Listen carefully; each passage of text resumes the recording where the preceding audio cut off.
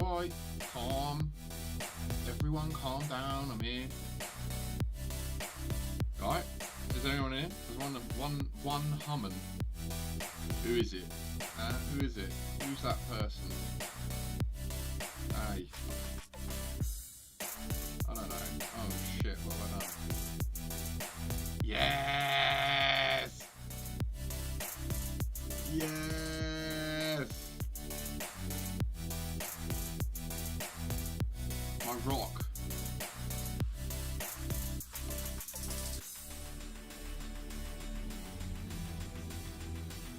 My rock is here.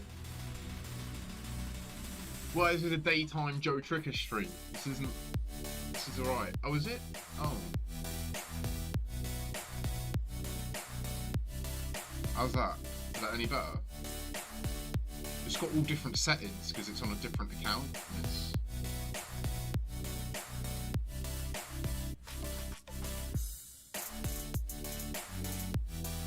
nursery, but yeah. With adults who know how to look after her. Or have the patience to help her. What am I saying? I did a good job. Stop putting yourself down, boy.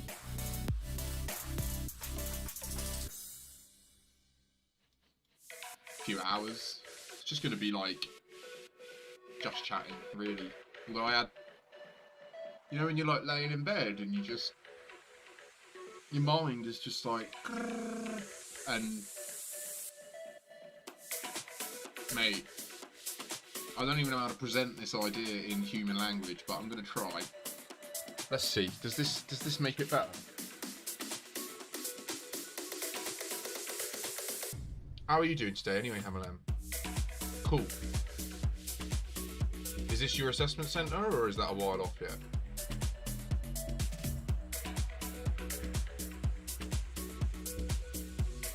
Really? Is it that bad? Okay, hang on.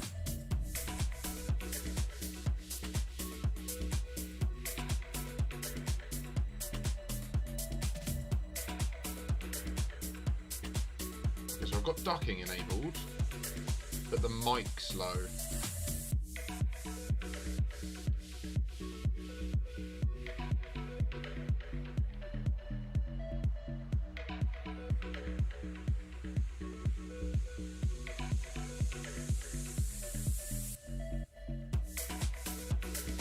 It's alright, man. Embrace the shame. It's all good. Dancing monkeys? What? So is it turned down in here? Wait, is this better? Is that better? So do I sound... How's this?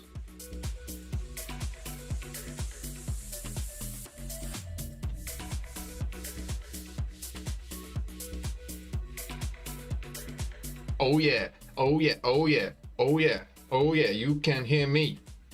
Yeah. Entropy. I haven't heard back. I haven't heard back. I SEO'd the fuck out of my CV as well. Today, it's the post-successful interview high. So today is talking about two subjects. One, gnarly ass physics shit that I was thinking about in bed last night. The other is parasocial relationships, which I wanted to talk about because I've only recently discovered what this is, and it turns out I'm forming them, like Hamalam. He's got a parasocial relationship with me. It's fucked up. It's not fucked up, it's nice, but it's a thing, and I want to talk about it. So those two things are the subject for today's stream, really.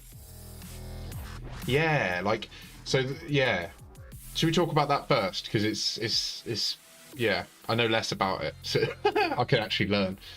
Like, yeah, so I'd never known about this, but I've formed these with other streamers, right? It's this concept of where you as the viewer get such a genuine sense of me that you know me, but I don't know you. I only know what you type, and that's it. So it's like there's a huge inequity in our relationship, and it was I'd never thought of it, and it was really interesting. So I thought we could talk about it. What do you think?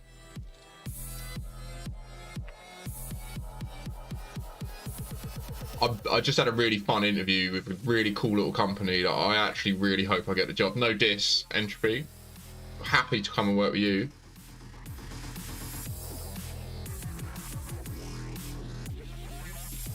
Nah, well, I shouldn't be. I've actually quit smoking cigarettes. For a long time. And then, I'll be frank, I've been pretty fucking stressed out since like January. Don't worry about it. It's alright. It's alright. Breaker asked, what do they do? What the company I just interviewed for? They're building a new product from like they've just got a bunch of government funding to build this thing that I'm pretty sure I've not signed an NDA, but in good faith, I can't really publicly state what it is. But let's say they are currently an established, yeah, they're an established fucking banging tune. God, sorry. They're an established consultancy and training company. So they like provide digital transformation consultants, agile coaches, business analysts, stuff like that. They're quite a small little unit, but yeah. And they, in response to one of the Scottish government's CivTech sponsored like digital challenges, they got through and they've won all the funding from it to build this. So they've started like a separate arm to their business, which is going to be a tech company, and it's building kind of, it sounds so fucking cool. Like, I really want to work on it. I think I can say at a high level, they're building an AI teacher. So like the idea is it learns you as, it's like a text-based bot that learns how you learn, and then you can pick any subject and it can present that subject in a way to you that meets your particular neuro profile. So like what was really promising about it and that really got me going about it in the conversation was like they're completely accessibility first. So it's like the thing they said was it's dyslexic first. So like every interface has to be able to cope with someone just mangling a word, and it has to just know. Like the bot needs to be able to cope with someone misspelling something completely and not like corner them and pigeonhole them and say, oh, that's wrong, I don't understand. Like, so it's going to be an insane testing challenge, but I love insanity. Like, yeah. All right, man, take it easy.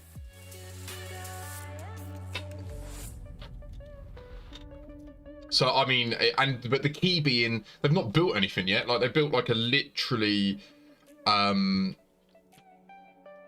absolute minimum MVP proof of concept to get into like the final stage and to win the funding. And now they're basically at the point where they're like, right, we know we need an architect, a couple of devs, and a test person, and a product manager, and we'll go from there. So I really hope I get it. And like, they just seem so cool, so down to earth.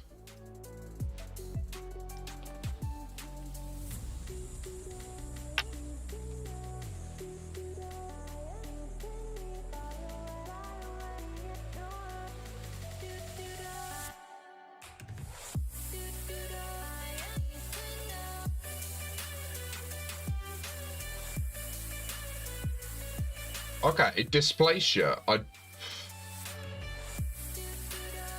So is this where people might have trouble physically touching stuff?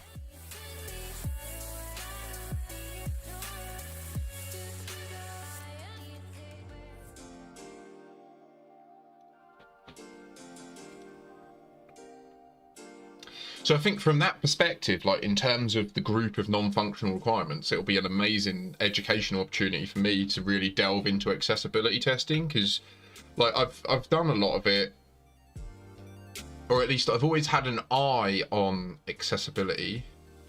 Oh, that's the dyslexia version for numbers, right? It's the classification of, yeah. I've no idea, to be frank. I imagine it would, given the key focus is accessibility, but like the key that the thing they said was, the idea would be, you know, that part of them was like, oh, we want to go off down the XR, VR approach and make this like amazing bells and whistles thing. And he was like, the problem is you give it to people and they're like, nah. So yeah, it sounds like they're going the right way about it. And I hope they pick me.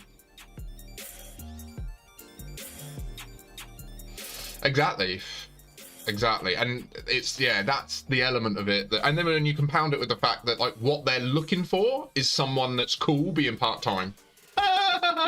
And I was like, you have no idea. And I was able to be completely transparent with them. I said, well, I've got my own tech business that I want to get built at some point. Your opportunity speaks volumes to me because it gives me some time potentially to focus on that as well. And they were like, excellent. I think they like people that have multiple threads to them. And the co-founder and the CEO that was interviewing me said she's got a couple of staff members that also have their own side hustles, and that's why they're part-time with them. So it sounds like that's like an established thing that they like and respect. So that's like, I'm gonna diversify that income stream, baby.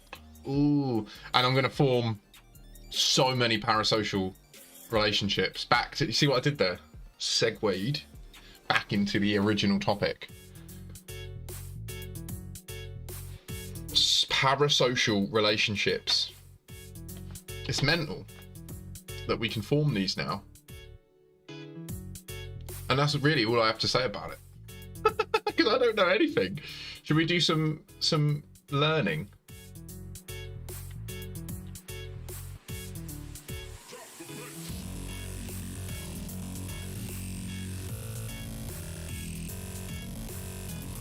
Oh, okay, so it's not totally a parasocial relationship to the extent that, so it just says here, I should probably share my screen, right?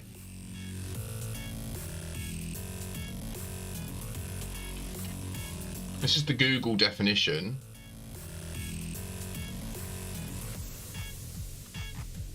Yeah.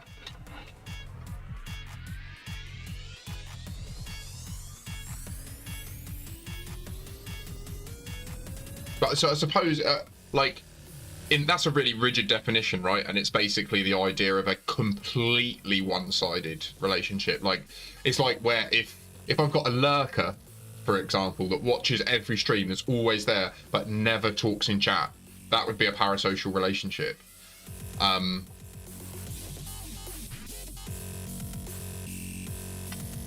Which obviously happens. Like, I'm pretty sure I've got a couple of lurkers that they're always there, they don't really communicate. It happens that they're probably also my friends.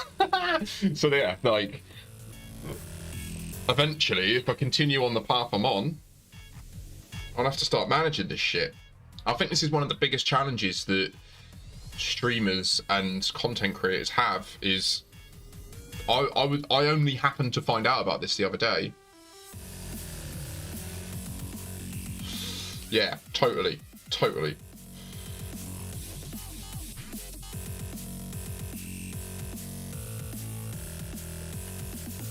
Right. Should we go? Whoop. Oh, gosh.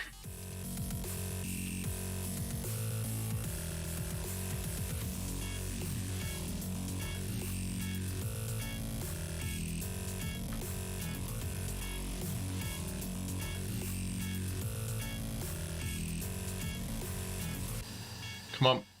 1 pixel is what I needed to move it. I think a stalker is when the person with the emotional energy in the parasocial relationship decides unilaterally that the other party has to reciprocate. I think that's when it's a stalker, right? Because they're like, right, I'm now in your life. You don't know me, but I'm now in your life. And the reason that I justify this is I've got this attachment to you. I think that is literally a stalker, right? Like, bastards.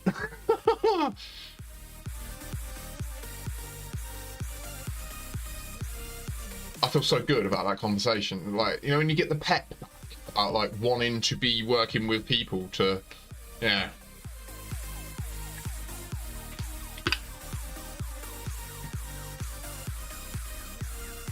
Wait.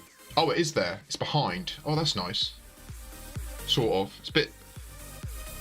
I'm just looking at the mic visualization behind the music. Anyway.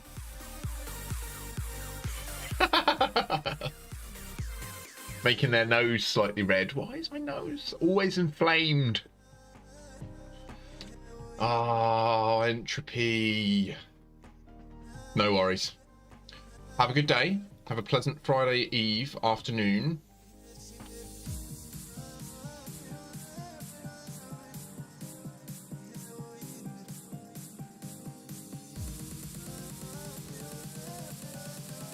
It's one of them things, right, that I can literally just quit whenever I want. So, like, last week, I didn't have any cigarettes. But, yeah. It's not the nicotine that's the problem, you see. So I normally put it with. Anyway.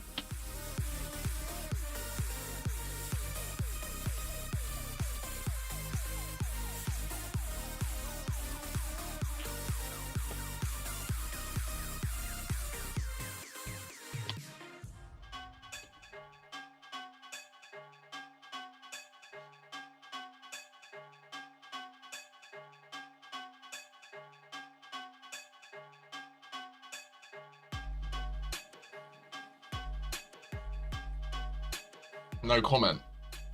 Depends what it is. Depends whose it is? Yeah, it depends whose it is.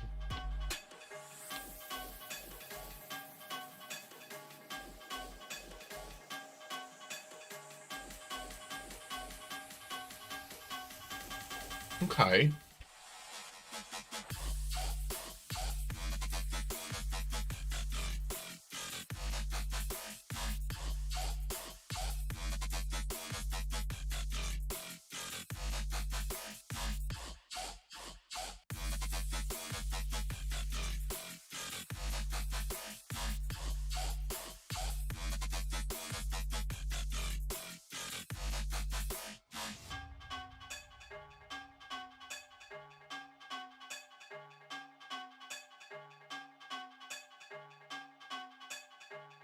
So what's this then? Mark Granovetter's The Strength of Weak Ties theory. It's a highly influential research paper with about 50,000 citations. Jesus Christ.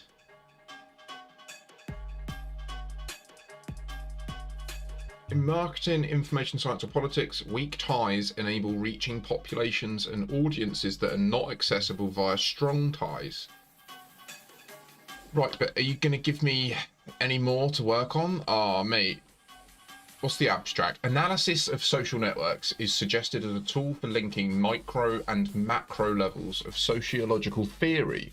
The procedure is illustrated by elaboration of the macro implications of one aspect of small-scale interaction, the strength of dyadic ties. It is argued that the degree of overlap of two individuals' friendship networks varies directly with the strength of their tie to one another. Okay, so this is like the whole the Bacon thing, isn't it? 2 degrees of separation or whatever. The impact of this principle on diffusion of influence and information, mobility opportunity, and community organisation is explored. Stress is laid on the cohesive power of weak ties.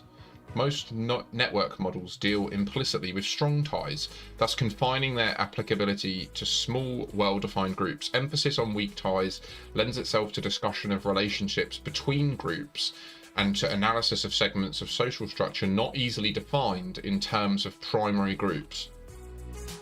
I understand.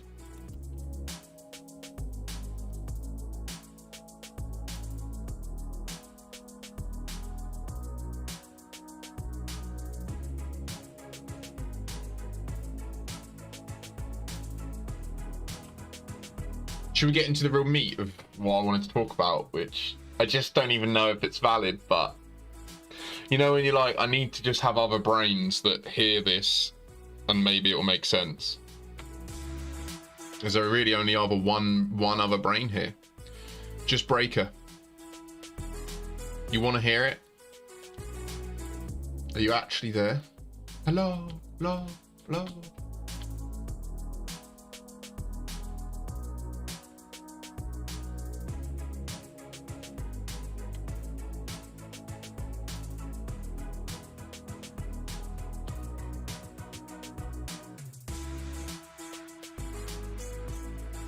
Okay, so what I was thinking of last night, how do I actually structure this in a way that can be digested by a brain? So like, we all talk about time being the fourth dimension, right? Like we say, and the reason for that is a dimension is something that you can measure something else in relation to. For example, we have the traditional three dimensions, X, Y, Z, and a 3D object. You can measure on them three axes separately, and each number can be different, but they are coherent within reality. And then there's also time, right? So we can measure time, right? Can measure time. Right, think about that. So what I was considering was, is that actually false? And time is actually an emergent property of us observing reality. So I think most people kind of agree it is, but then I think I took some steps down the road of actually analogizing or creating an analogy that helps better illustrate it. So that's what I wanted to talk about. So most people will agree time is human made, right? It doesn't exist, we created it. And it's a way that, not just in the sense of like years and days, but literally as in we are in the now, and we can believe that there will be a future, and when that future comes to pass, it will be the now, and then it will become the past, right? And we all can agree that that's legit, and that's why we say, oh, the fourth dimension is time.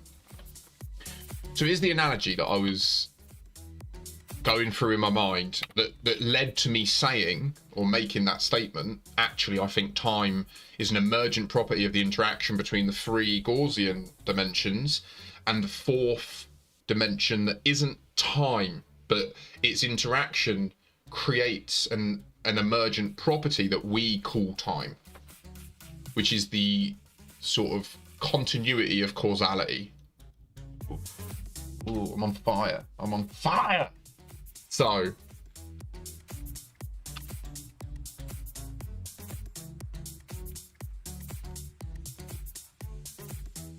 if we consider a normal sine wave, right? So put yourself, you're now a one-dimensional being, but all we're really doing here is we're just saying there's an entity that exists in this one dimension, kind of like the flat world sort of idea. That's how some people use. It's a good analogy for you talking about gravity and about the concept of extra dimensions. So let's just take that analogy one step further. So you're an entity, you're a dot at zero.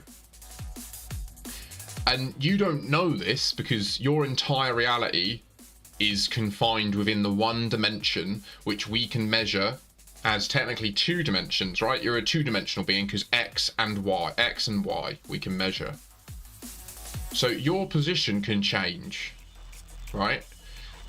Let's say we confine this individual. They can only walk on orange, right? So effectively their entire universe is just this thread. What they might notice, I want to open it in a new tab, so it's just this, yeah.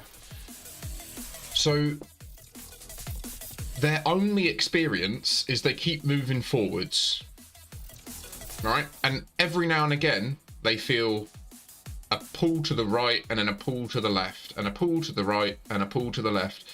And what they're able to notice is actually there is a regularity to when they're going to have to move or change like their trajectory, right? They can't control it. They just know it's going to happen and they can predict that it's going to happen. They would therefore think that there is a relationship between the fact that they turned and when they predicted it would happen, right? And this is what I'm basically suggesting is when we say time exists, what we're doing is we're the dot following the line, but in 3 dimensions. And we're saying, because I can predict that here I'll need to turn again, that's a force, or it's a dimension of our reality. It is something that we can measure reality by. I don't think that's the case at all. I think that we have 4 dimensions, and the 4th dimension is like the thing that makes this turn. So then it's like, okay, so what the fuck does that mean? How do we even test for that? What would we even do? And that's really what I want to talk about here, is how would we start to consider a test that could implicate that this is viable. So fundamentally what we've done here is we've restricted reality to geometric properties, right?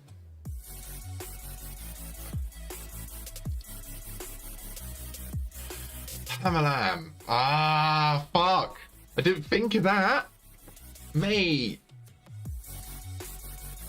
So it's funny that you say that like it's dance. So one of the thoughts that played on my mind when I was thinking about this last night was something that Dr. Steph said to me recently, which is that time doesn't exist, only motion exists. Because at 0 Kelvin, technically there's no time, right? But what there actually is no movement. Which is kind of this idea, right? It's kind of like the idea of what 0 Kelvin is you get to this point and then you just keep going straight. There's never any deviation any longer. And so then time breaks down because you can no longer use your previous information of cause and effect to predict the next state of the system. I don't know if maybe I've just come across an analogy that works for me in terms of how to consider time not as a dimension. Perhaps.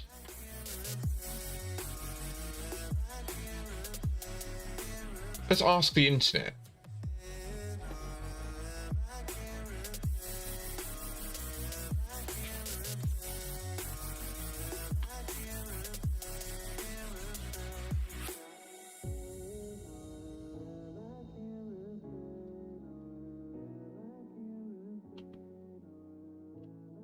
Oh, when's this from? 2012?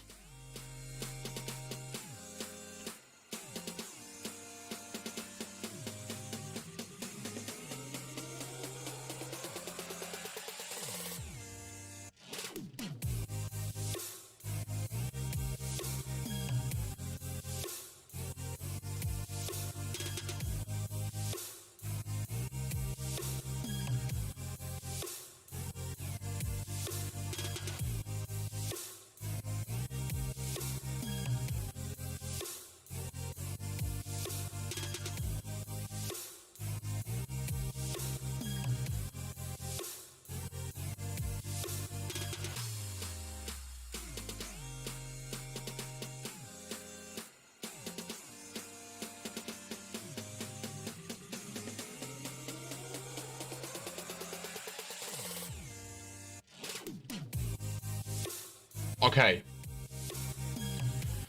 So I would say that this statement here I like, but I would argue that there is a 4th dimension and it does physically interact with... So I think what I'm touching on here... Am I a physicist? Nah. I can hold my own though. And by that, I mean, I've not taken any under or post grad qualifications in physics. So what we're I guess so. Then we immediately fall into the conversation or the discussion or concept of whether matter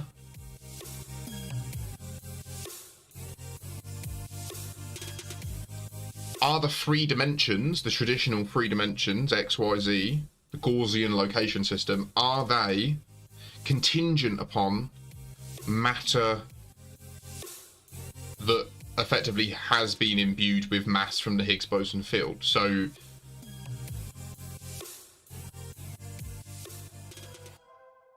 like currently one of the big conundrums in astrophysics is this question of why is there dark, like none of the masses make sense, right? Like when we extrapolate out special relativity, nothing makes sense. Galaxies shouldn't form, none of it should work. And so all current leading physicists do is they just say, oh, there's another thing, it's called dark matter, it's really heavy, don't worry about it. And that's literally the limit of the approach. It doesn't interact with anything physically, can pass through anything, can't observe it, complete light, doesn't interact with light, but it's there and it's heavy, and that's why it all makes sense. I guess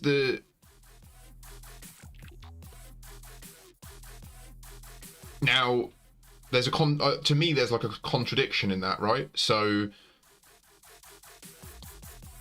there's the current leading understanding of how stuff has mass is some molecules incorporate into their nucleus a Higgs boson at like the fundamental level, and that Higgs boson is tied to a Higgs field, and that Higgs field imparts a force that we could call mass on something, and then that is something we can physically interact with. But how do you then justify that there's all this extra mass? Does that mean that there can also, like, the Higgs field can impart mass to stuff that isn't present in our three dimensions? So there's like you could define a region of Gaussian space, like an X, Y, Z but cube, and we could agree that it's a vacuum, there's nothing in it, but that there's dark energy in it, therefore it isn't empty from a mass perspective, but from a physical perspective it is. So what started this conversation was I was thinking in bed last night, basically, that time, we call time the fourth dimension, and I just think that's bullshit. I think that there is a fourth geometric dimension. Yeah. Thanks for following, by the way. That causes three-dimensional matter to follow a predetermined, like, determined path. Fucking hell.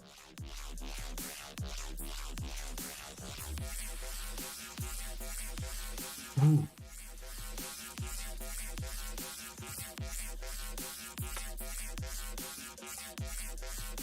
Are you a physicist, Juan?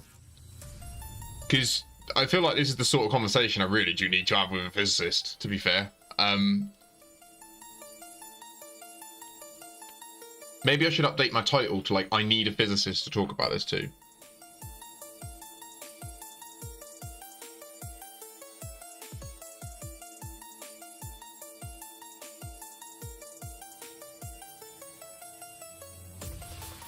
Who are these people? Did they do this?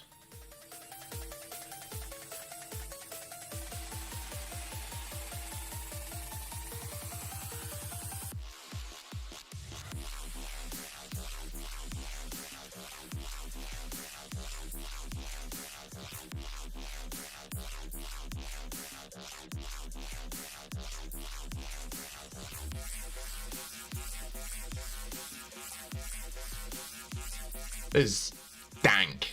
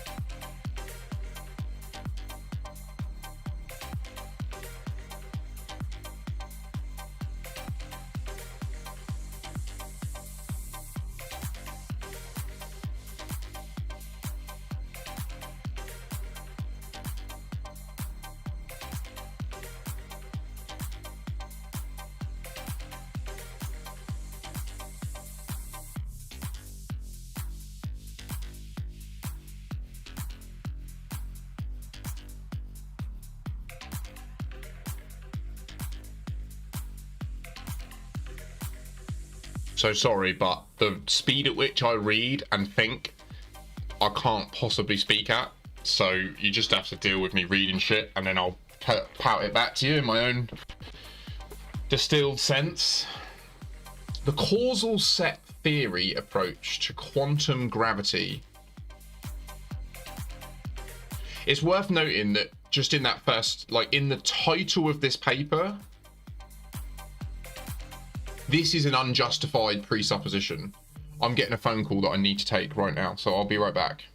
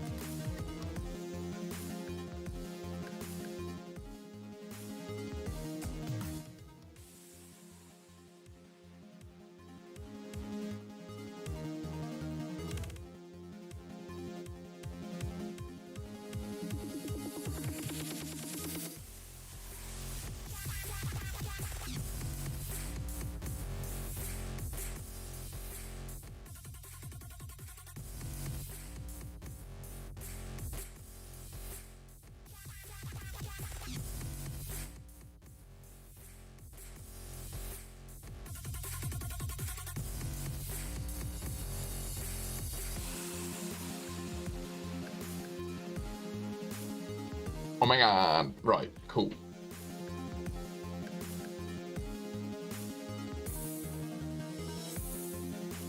So yeah, the assertion that gravity can be measured, I would argue, is an unjustified presupposition. But anyway, setting that aside,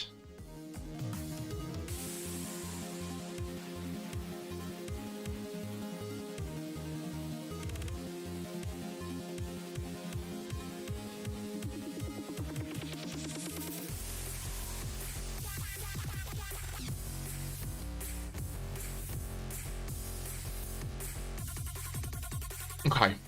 I have to turn this down while I digest this. I'm going to read this out to you. It's going to be...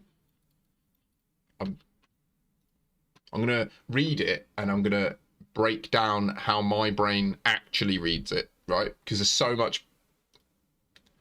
Oh, fuck it, academics, man. Like, I admire them. I admire their dedication. I admire their specialization and their depth of knowledge. Fucking hate the way they write. It's just bullshit. The causal set theory. So that's the name of this theory. Approach. So, the causal set theory approach to quantum gravity. So to measuring gravity postulates that at the most fundamental level, space-time is discrete, with the space-time continuum replaced by locally finite posits or causal sets. So this is two things that you can group, that one impacts the other. It causes stuff in the other. The partial order on a causal set represents a proto-causality relation. The partial order on a causal set, so it's two entities, and the way they're ordered represents a so a not true causality relationship, while local finiteness, so we define the space we're talking about, encodes an intrinsic discreteness. So, okay, so they're actually, in that first sentence, in this second sentence, they're justifying their presupposition that that gravity is quantifiable. In the quantum approximation, the former corresponds to the space-time causality relation, and the latter to the fundamental space-time atomicity, so that finite volume regions in the continuum contain only a finite number of causal set elements. Causal set theory is deeply rooted in the Lorentzian character of space-time, where a primary role is played by the causal structure posit. Importantly, the assumption of a fundamental discreteness in CST does not violate local Lorentz invariance in the continuum approximation. On the other hand, the combination of discreteness and Lorentz invariance gives rise to a characteristic non-locality, which distinguishes CST from most other approaches to quantum gravity. So then I read that.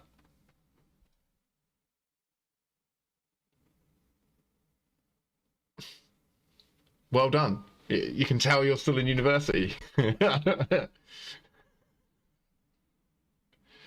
In this review, we give a broad, semi-pedagogical introduction to CST, highlighting key results as well as some of the key open questions. This review is intended both for the beginner student in quantum gravity as well as more seasoned researchers.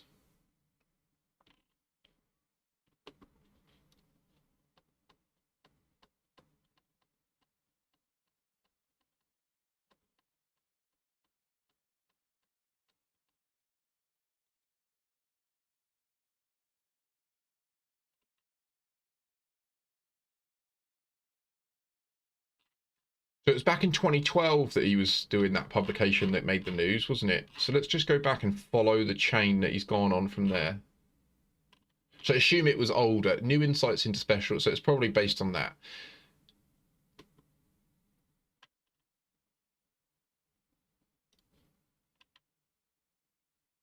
It was this. New insights into Gödel's universe without time.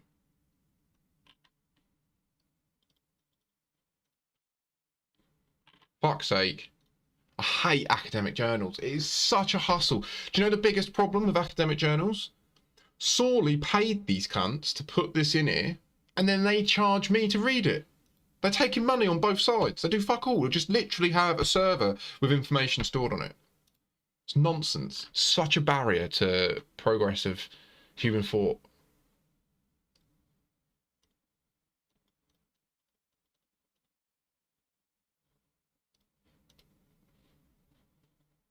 Bullshit. So I can't access any of his... Oh.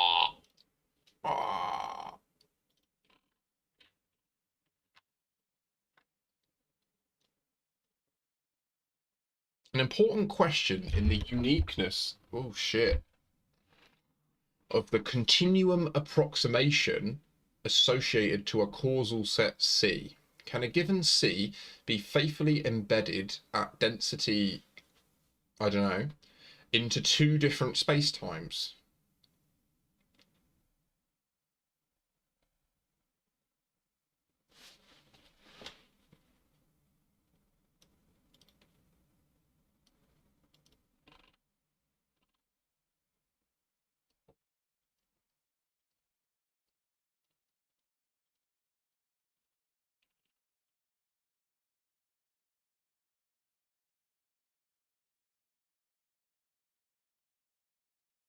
I read it and it just, so much of it just screams bullshit to me.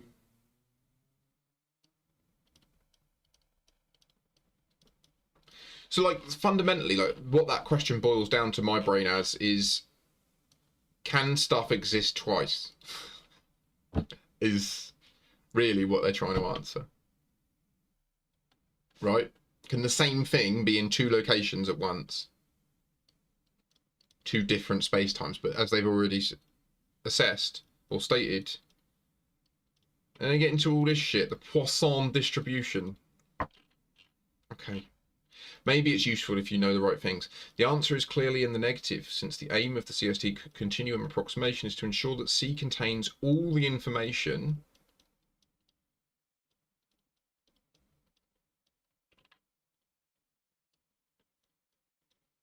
C can be faithfully embedded at density PC, which I think is actually pico in relation to C, into two distinct spacetimes, mg and mx, gx, if, is that right?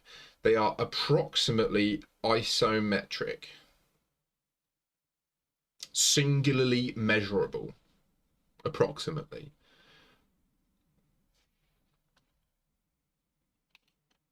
No, lost me, lost interest. Sounds like it's bullshit.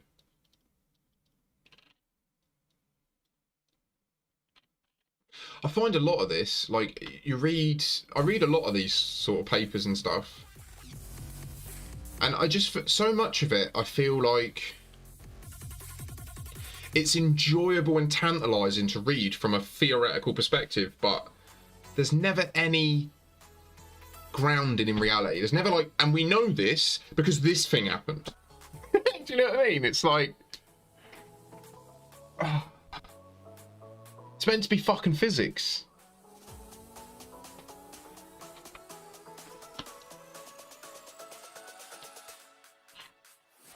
Anyway, the reason I got so hot on this was he mentions in here that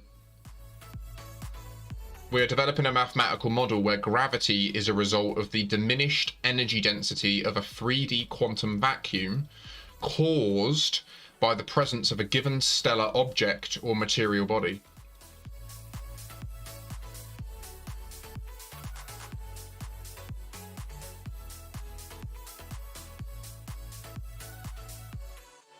I don't think that's right.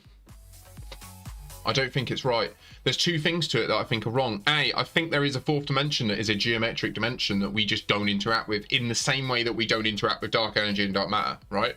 Whatever the reason is, there could be two Higgs bosons and they're just slightly different, bang, whatever, like,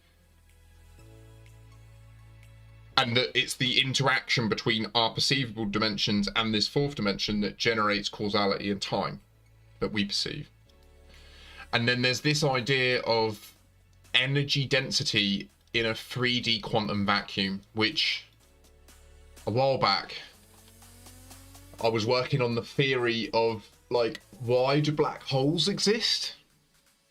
And I came to the statement or the assertion, really the belief to an extent, that it's almost the opposite of this, that there is also a maximum energy density of a 3D quantum vacuum, and when that is breached, a new universe has to be created at that location that's almost like perpendicularly out of phase from ours. So like we can't interact with it in any meaningful way, but it exists. And that's where all the excess energy goes to create that new universe.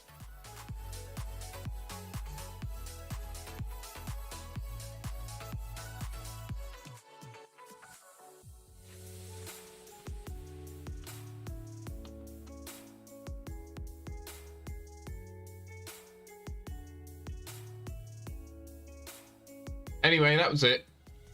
Fundamentally, it came down to, I don't think time exists. I think there is a non-interactable fourth geometrical dimension. Can't prove it. But that would be the most valuable thing from this, would be to actually devise an experiment to prove it.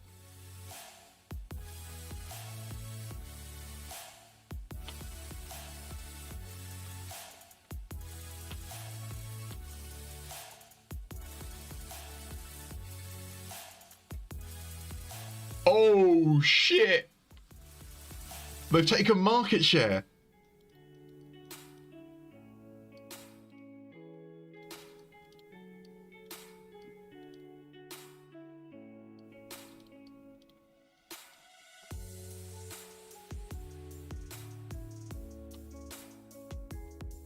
Okay, so they may not have taken full market share, but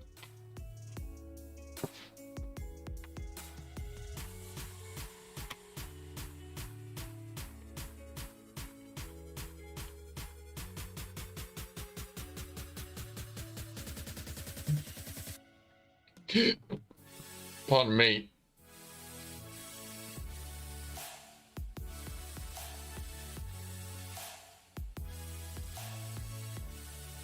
Where are we then? We're on a 1070. Is it even? Oh, there it is.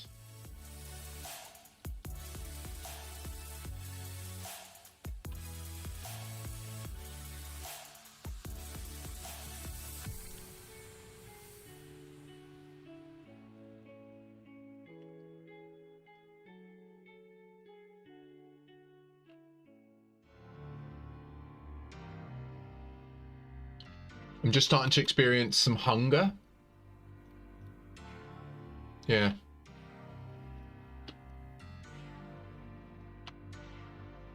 Felt good to flex the brain a bit, I must admit. Flex!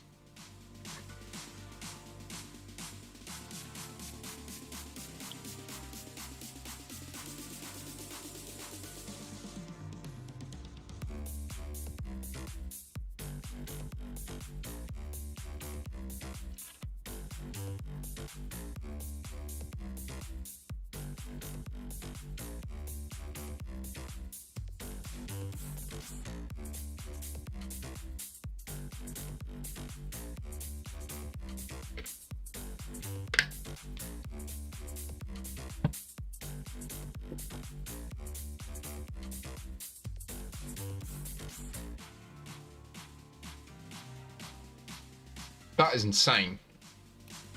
They've made a 256 gigabyte 3 nanometer storage. Obviously, like components, it's not actually 3 nanometers. That would be hilarious. Yeah, I'm gonna have to go and make a Sani or something.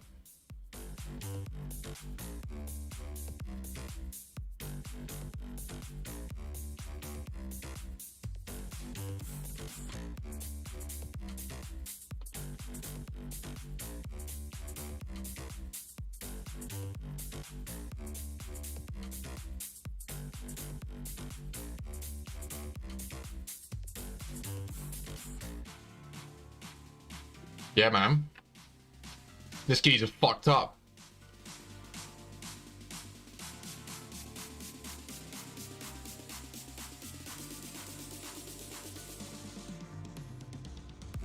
I mean, I'm sure he don't give a shit. I bet he got well paid. Oh, he's like, alright, I won't be a doctor. Oh well. Means if I walk past someone having a heart attack on the street, I can just fucking crack on.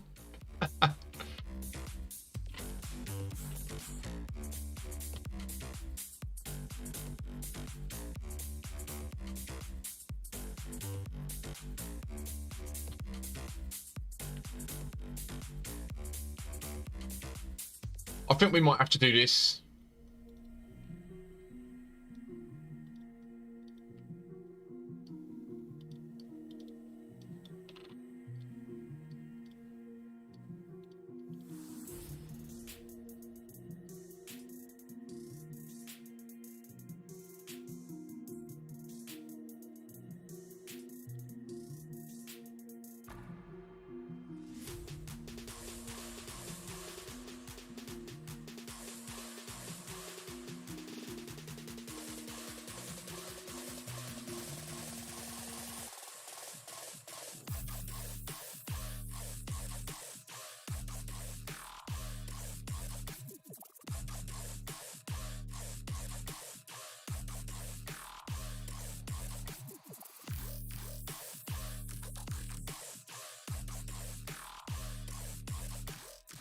Okay.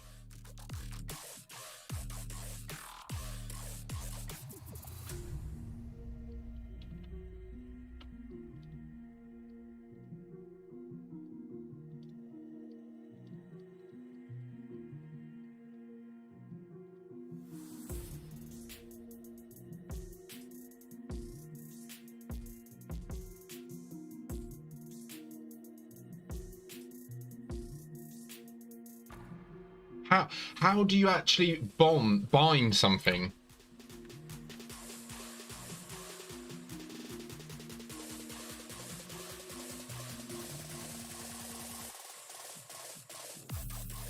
Just mine it.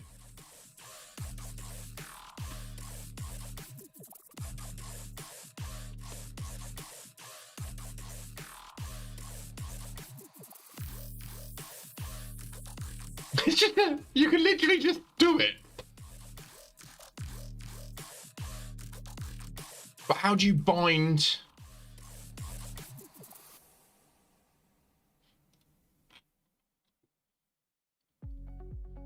Wait, there's something not right about this. So I buy an NFT for a piece of work, a digital piece of work, right? Like and they send me the file or whatever, yeah? What can I, like...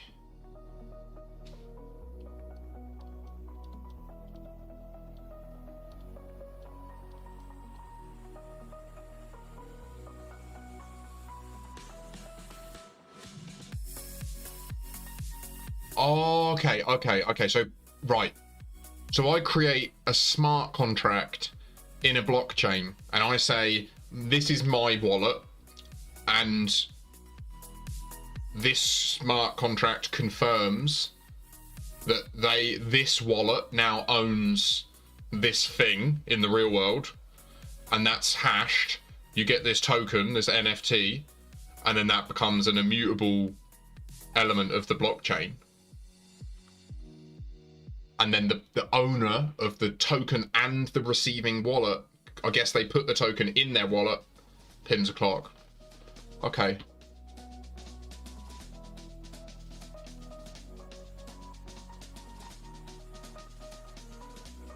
Yeah, right. Okay, yeah, cool.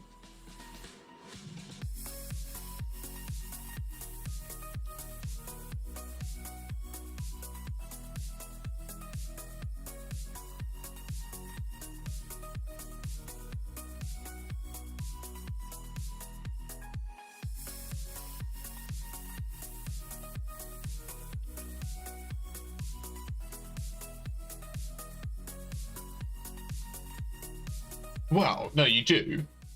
You do. Like, if I buy a piece of art, right?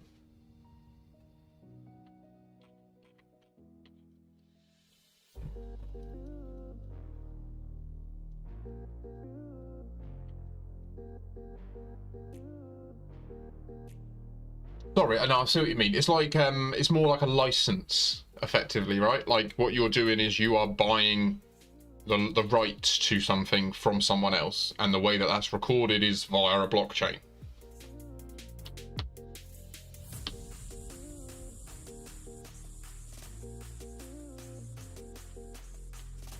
Yeah, no, I get that. I get that. You can buy anything with it, right? Effectively. It's effectively like... It's not much different from a normal blockchain transaction, to be fair.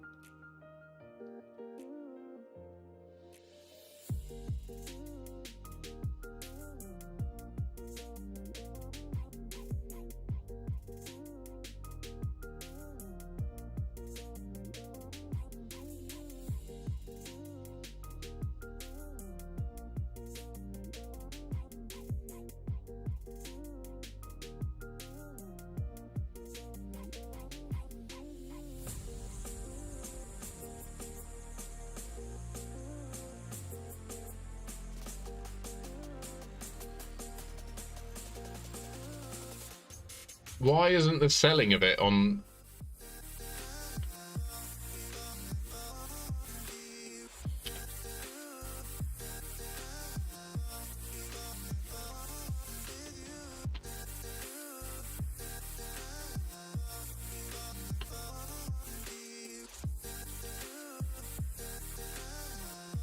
Fuck off! Oh my god.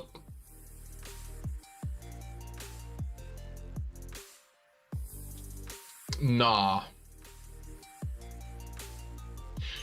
Technically, like, the French government could sell the Mona Lisa via Ethereum, and the way that they would, like, the receipt would be an NFT on the blockchain.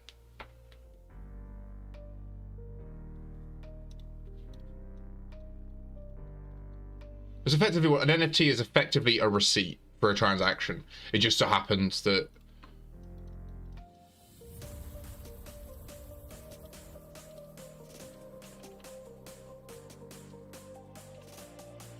wait, what?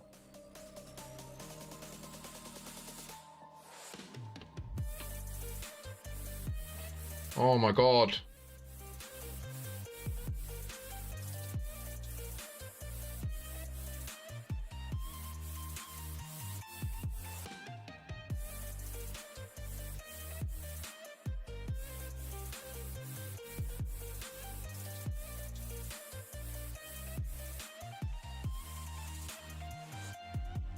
Why would you only own 1% of it? I don't understand.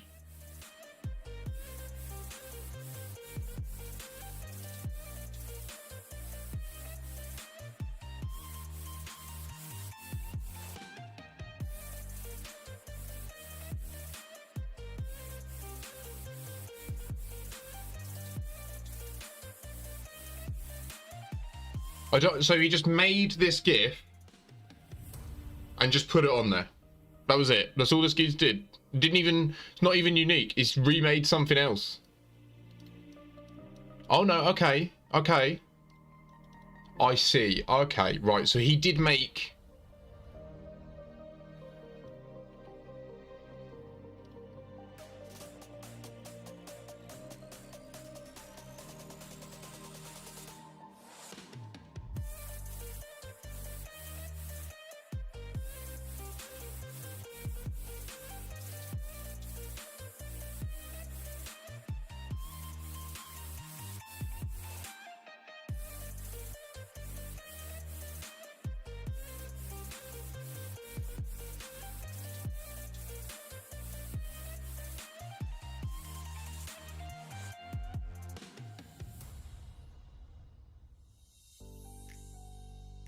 Yeah, they've summed it up perfectly there.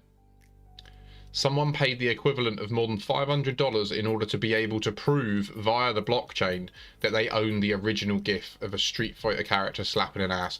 So what this comes down to, the question that this raises is, will governments actually agree that these are credible sources of, and like, do they form a legitimately, like, enforceable contract within the context of contract law?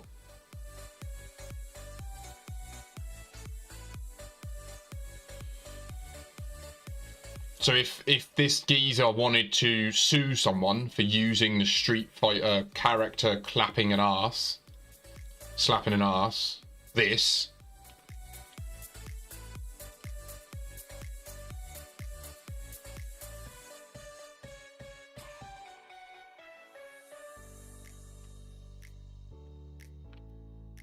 Yeah, so there's going to be a tasty copyright precedent set on the back of all this, isn't there? Which is going to be who owns, like, yeah, a bit sweaty, you know. Oh, right, I need to go make a Sani because I'm absolutely Hank Marvin. So I'm going to BRB again. BRB.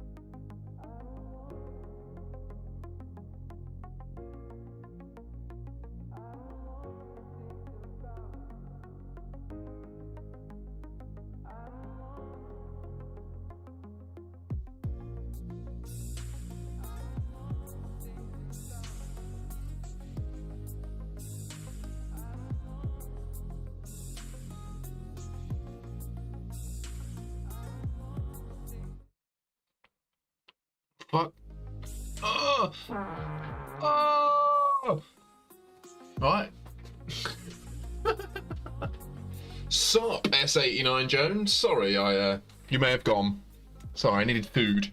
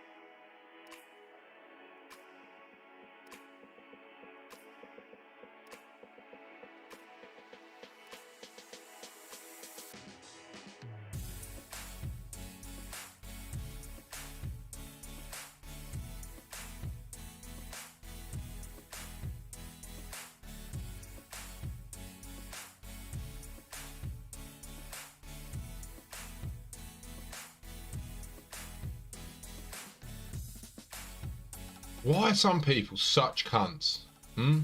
Why?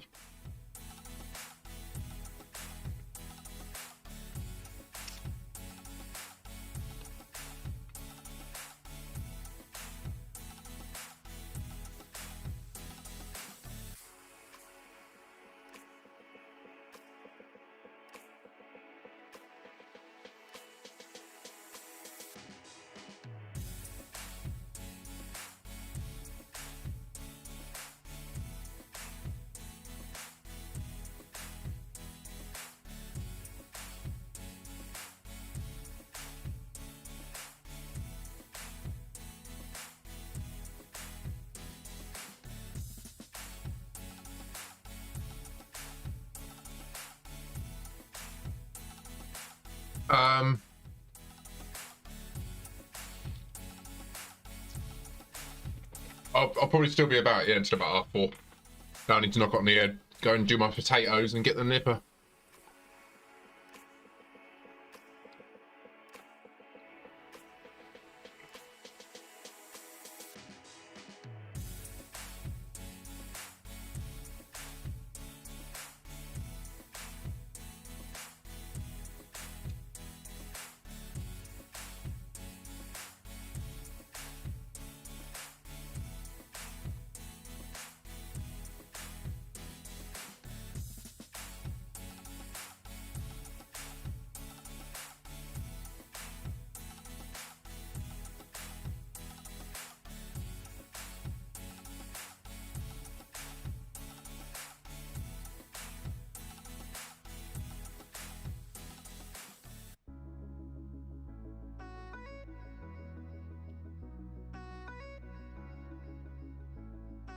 Yeah, 100%.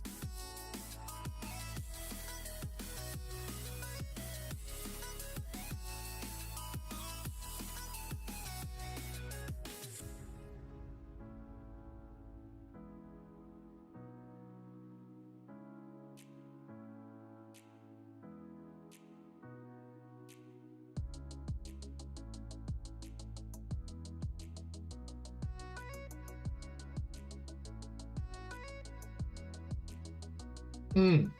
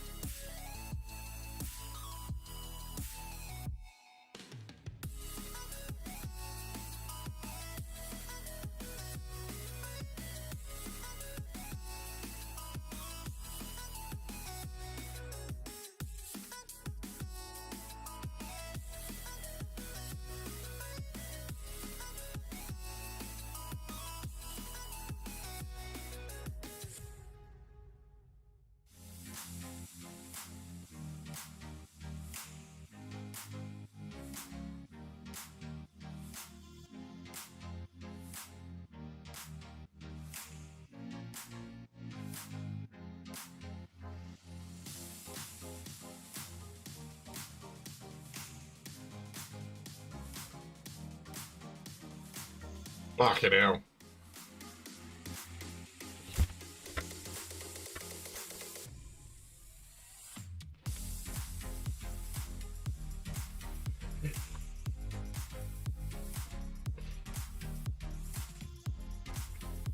Oh, man, that sandwich is repeating on me instantly. Cheeky Marmite sandwich. Mm. One thing male streamers should never do: eat an apple on cam.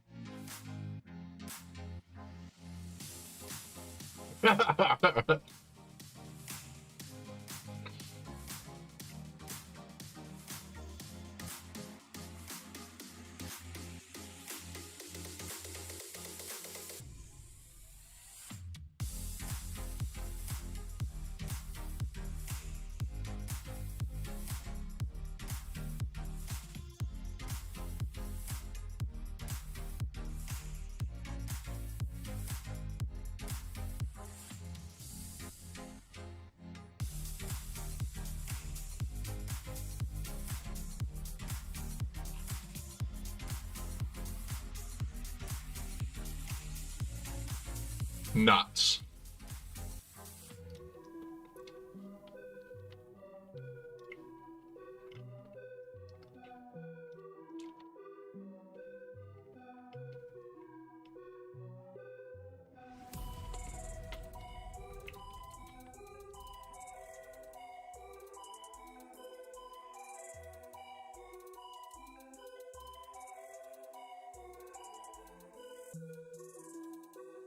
Jesus Christ.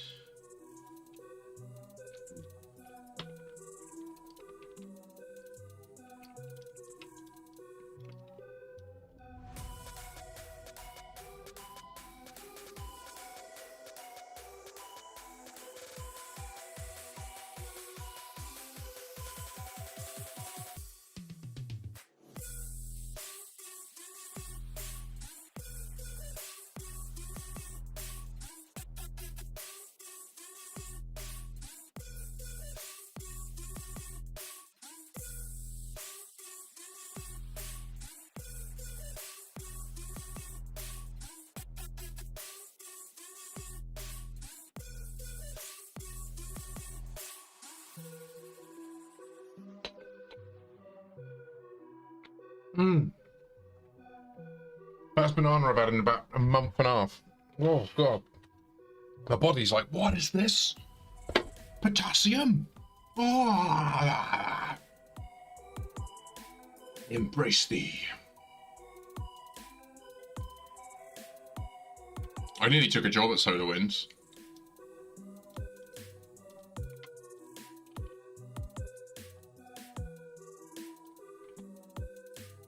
They fucked up real bad.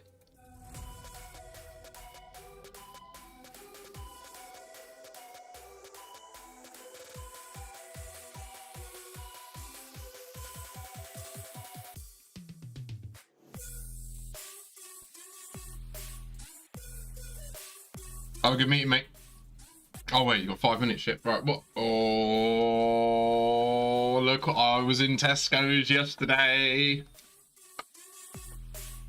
Might have some channel points. Xbox Game Pass is coming up. Oh. In fact, I need to claim them.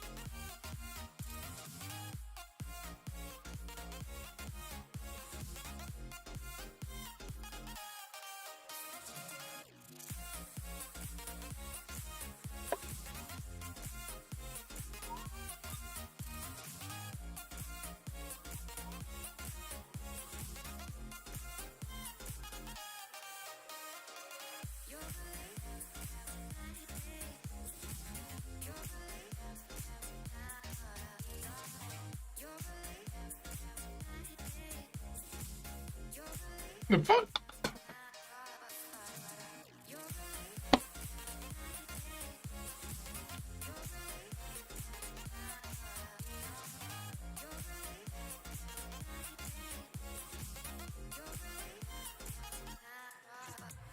I tell you what.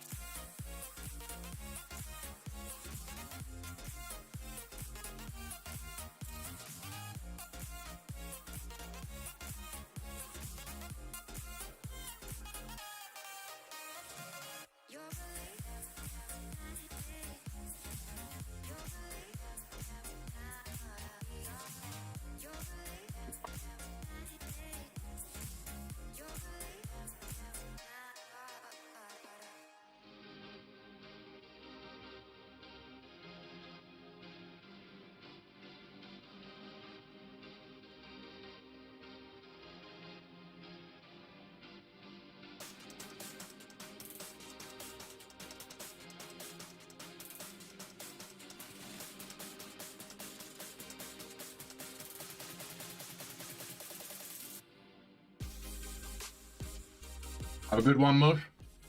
See you in a bit.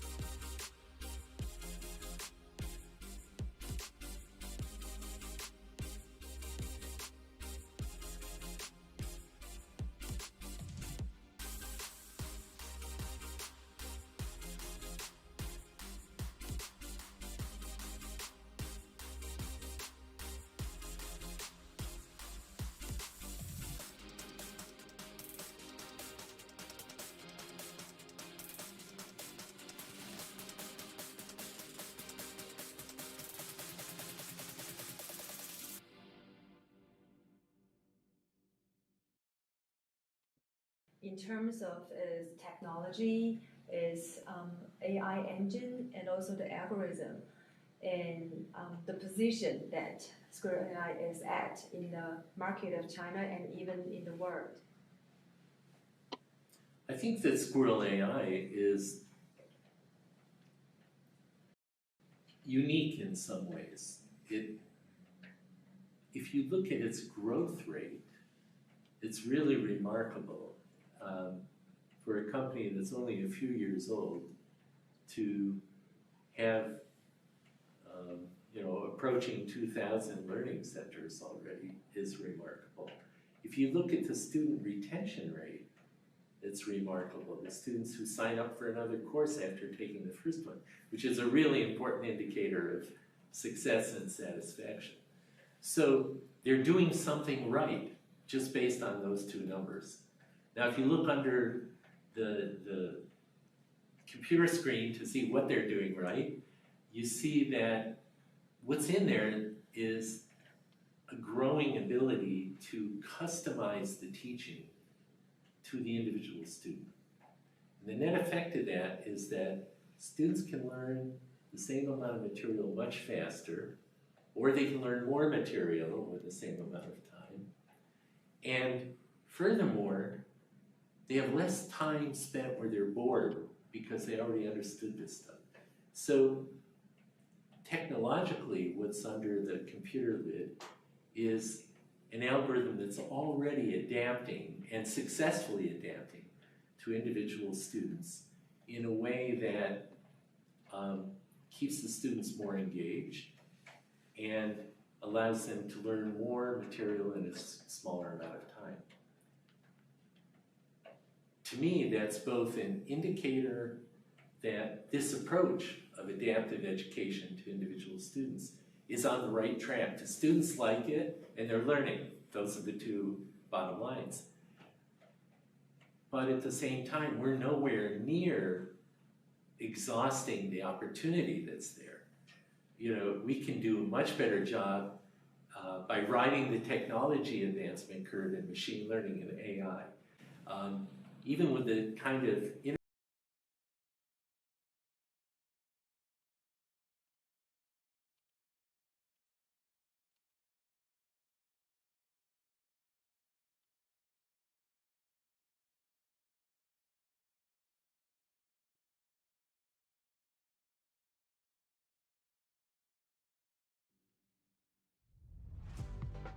Hi, Doctor. Some of what you said a few weeks back has been percolating, and I think it happened last night. The interview was really good, really good. I actually I really want to work with them. So that's why I'm just looking at this. What they're building is basically a Scottish version of this, an adaptive education provider. So basically like an app that you just talk to and it teaches you what you need to learn using like government approved curriculum and stuff in a way that's completely tailored to how you consume information. It's gonna be fucking sick. I well want to get in on it. It'll be amazing. I can test it on my kid.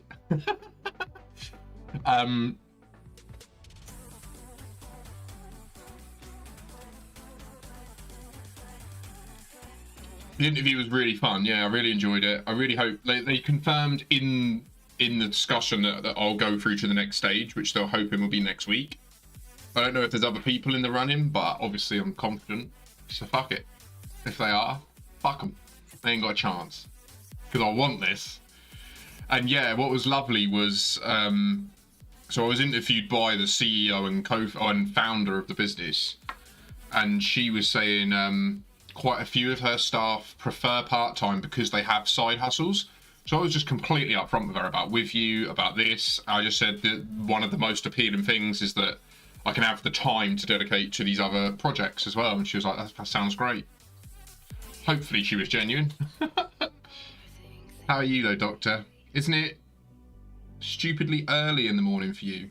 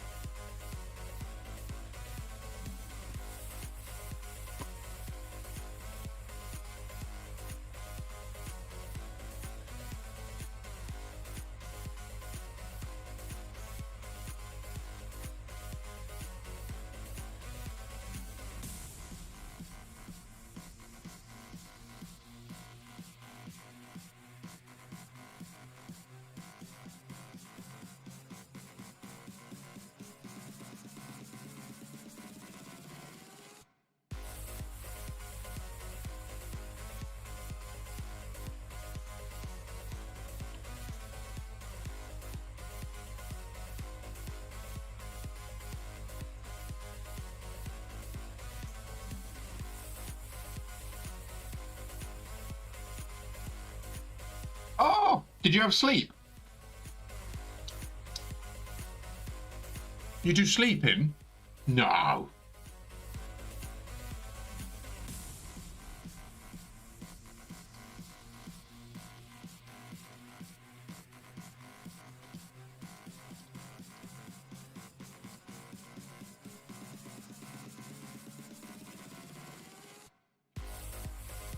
Well done. Well done. It's nearly the weekend.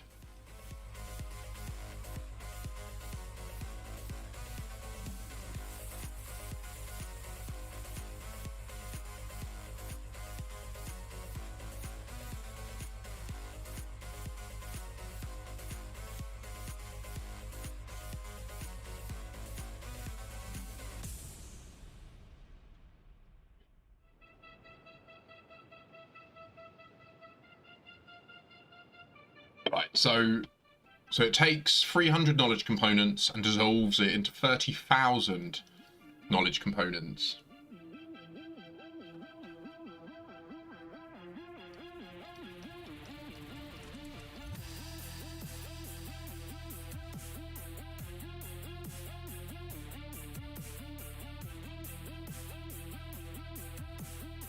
This is amazing. This makes so much sense.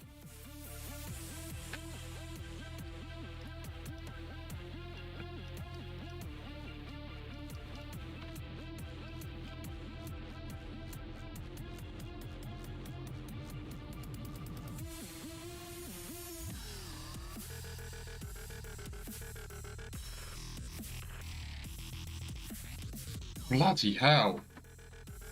Ooh.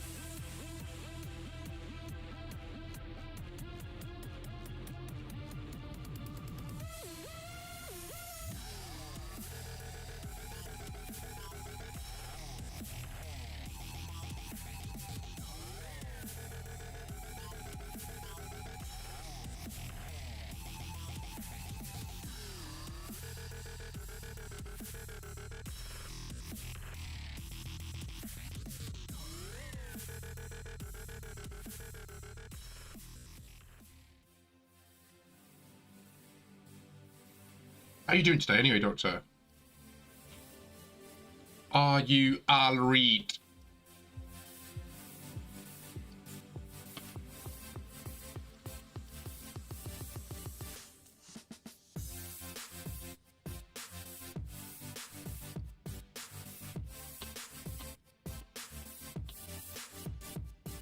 Oh, for fuck's sake. I'm just, I did the thing where I got loads of these bottoms of the Pringle cans. I'm just claiming all of the game passes for my channel.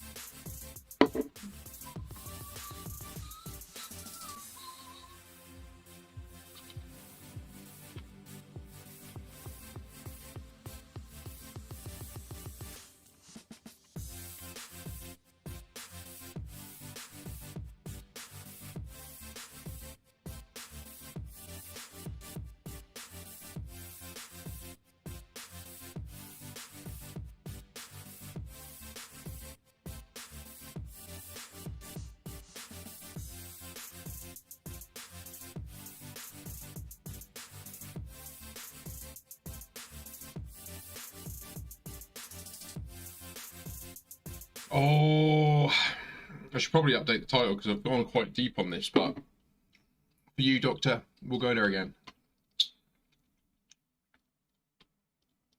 So,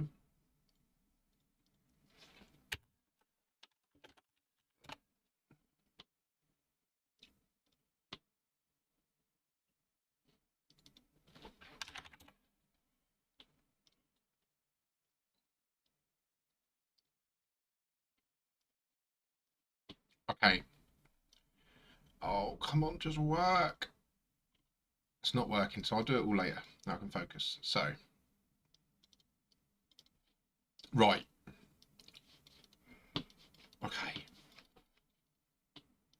So we've spoken before at the idea that time isn't real, right? And you love a sign, don't you?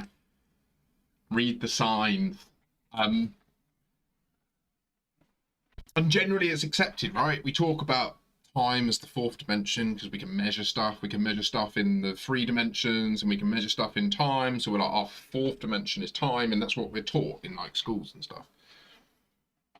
And so part of this was in extension of what you were talking about probably a couple of months ago now about how there is no time, there is only motion, right?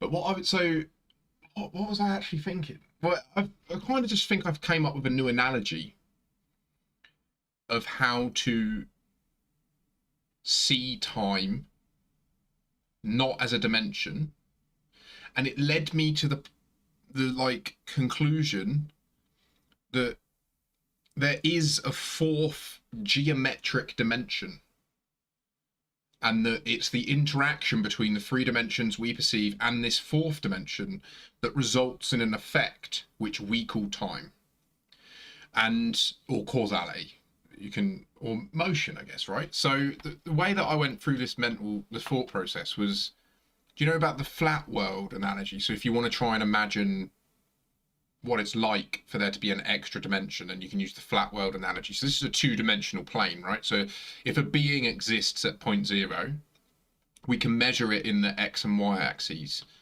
So I used this as a good example of what I'm talking about. So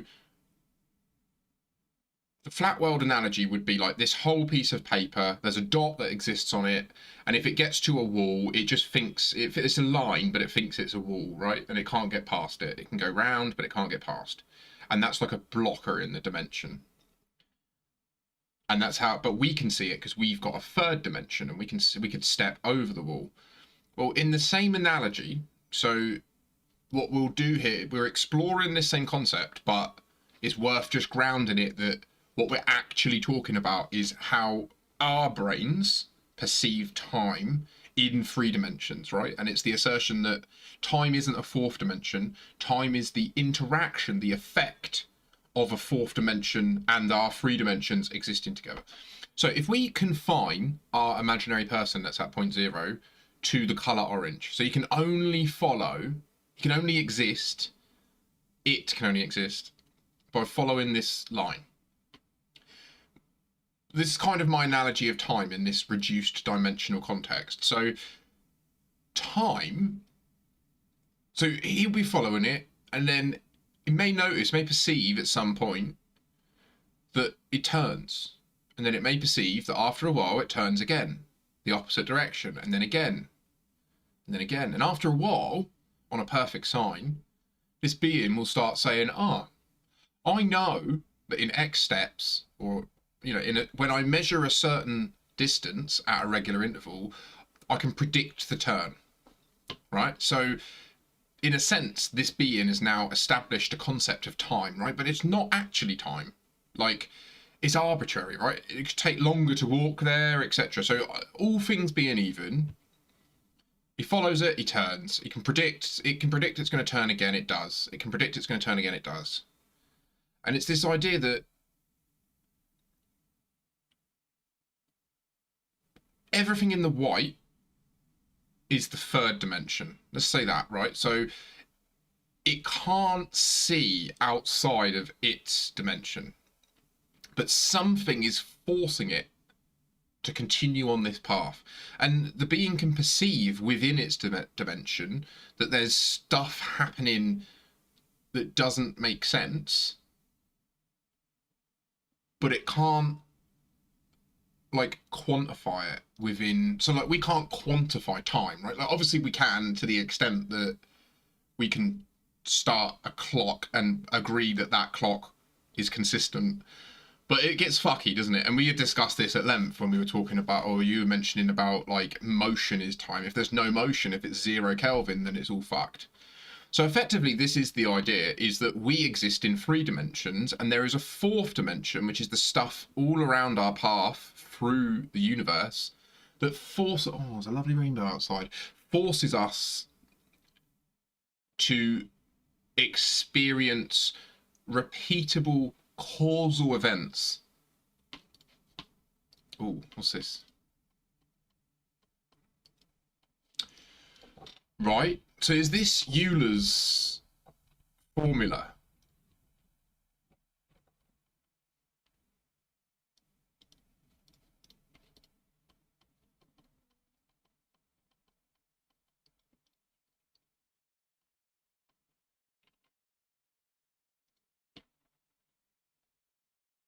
Oh my God, is that why it's called a square wave? Oh.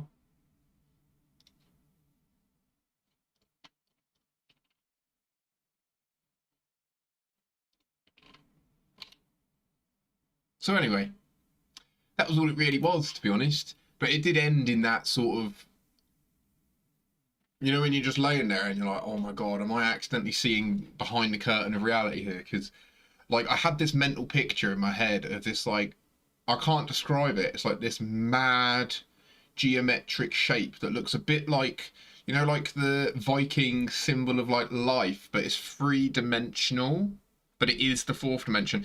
And it's like all weaving back on itself. And it was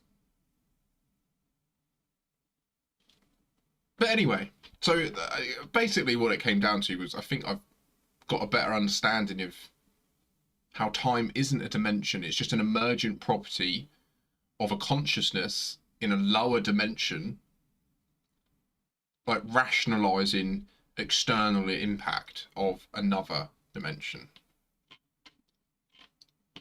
And then it was like, right, but what does that actually mean? Like, how do you prove it? And that was the next bit. That was when we all got a bit like, ugh. We started reading all stuff about set theory, and then, yeah, big time.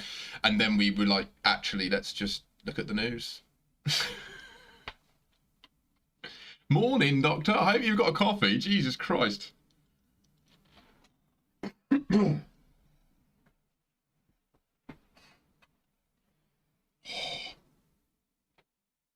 My girl was so lovely this morning. Oh, she was so lovely. I think my alarm woke both of us up.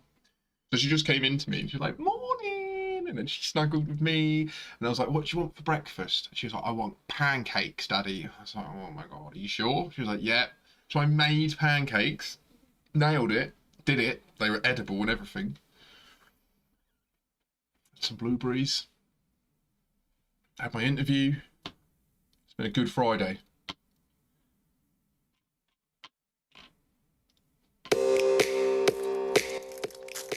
This pack of football cards costs just £1. Seems about right. But people are now spending thousands of pounds to get their favourite players. Now, big money collectibles are nothing new, but in the last year, the trading card industry has blown up.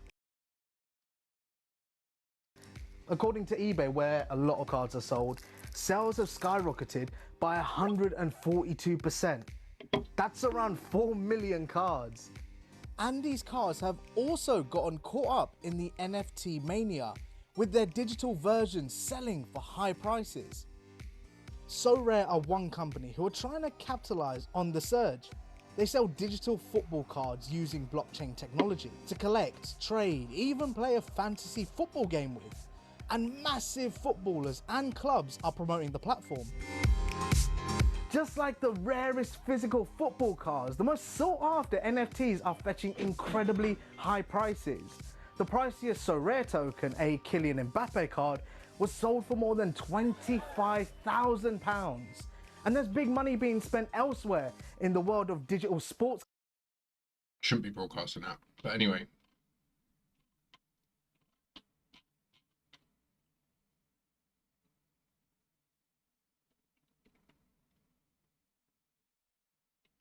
What the fuck is Pepemon?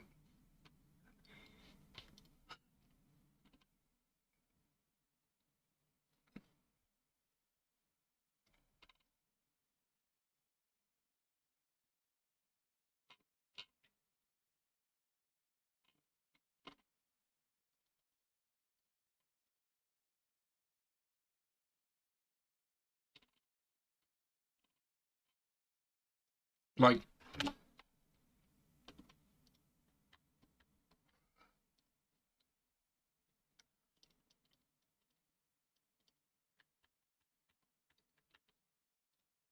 yeah.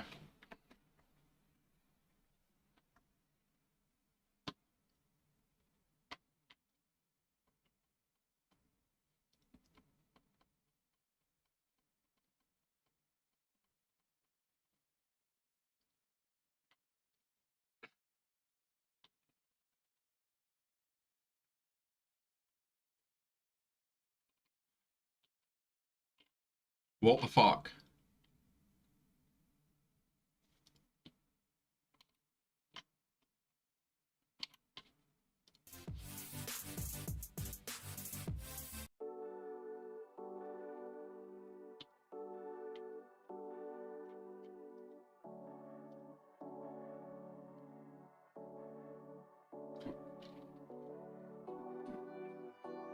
Bible NFT.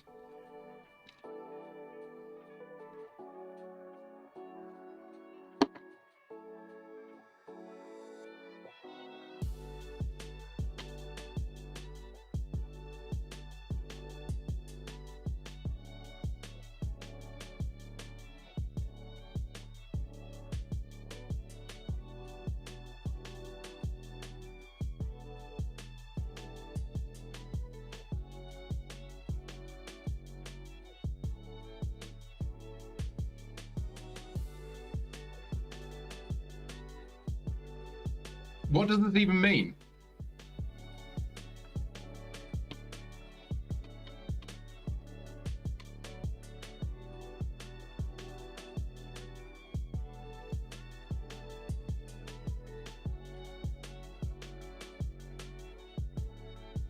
Oh, right.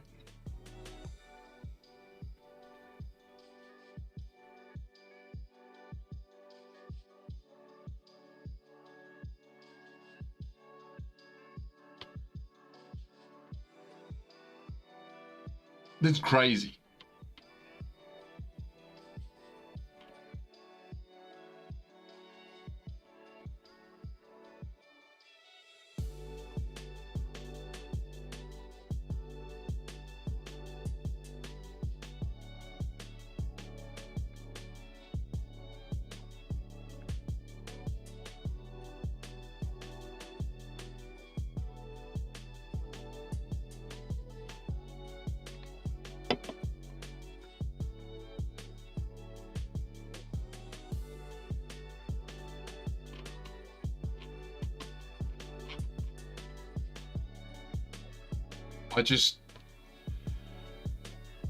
I don't totally understand.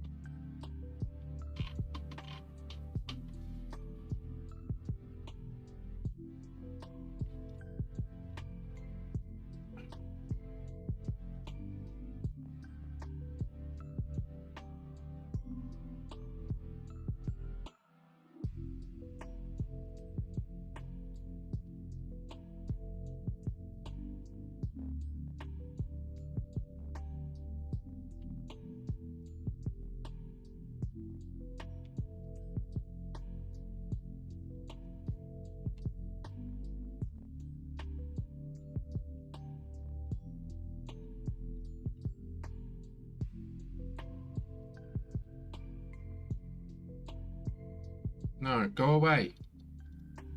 Go away. I don't want it. No, no, no, no, no, no, no, no, no, no, no, no, no, no, no, no. Fuck off. Thank you.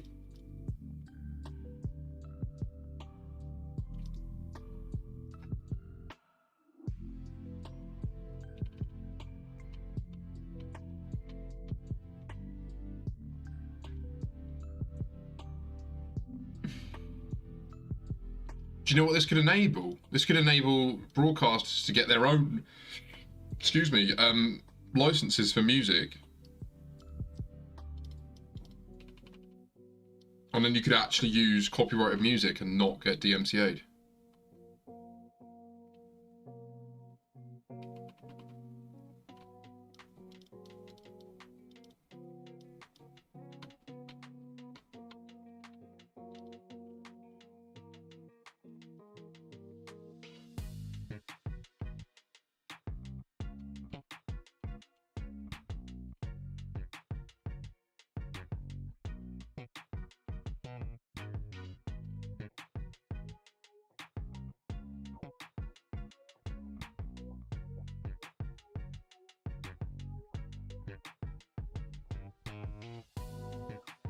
This has immediately left me saying, hang on, they can build this for 3.5 grand.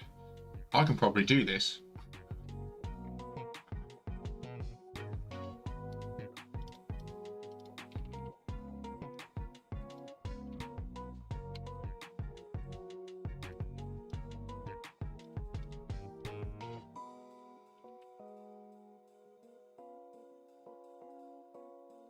So what, like a Makashi Games Apple TV app?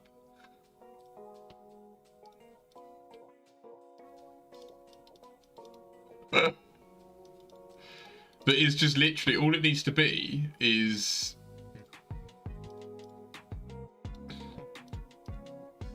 like, all you actually need to do that, right, is just have the home page constantly available, like as in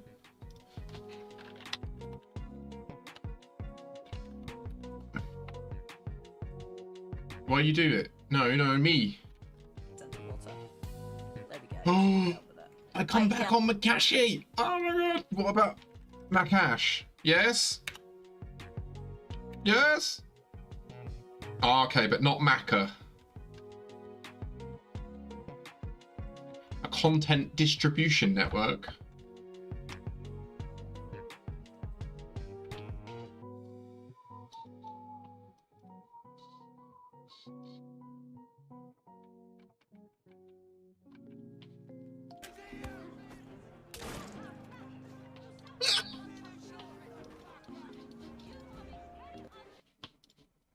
That's my top clip, apparently.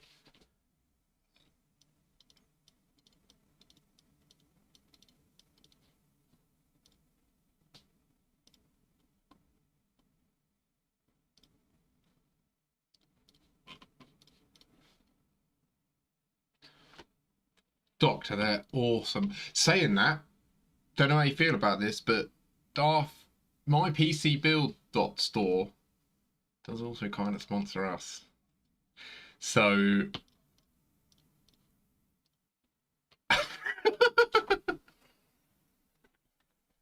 I don't know. Did the my PC Build store one, the like Terminator-y one, did that have Muir in it? It didn't, did it?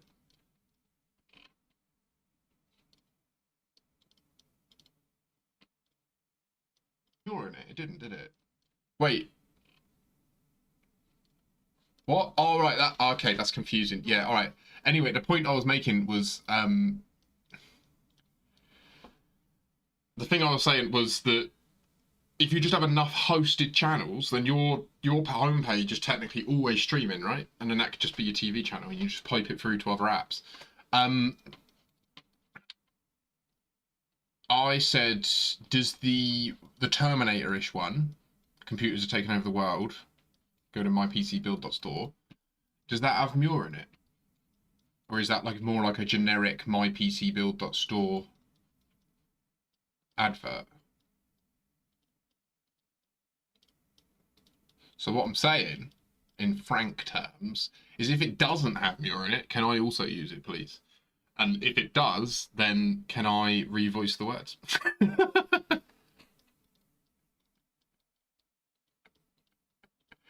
Or none of the above, because you don't fancy doing it. Whatever you're into. I'm cool.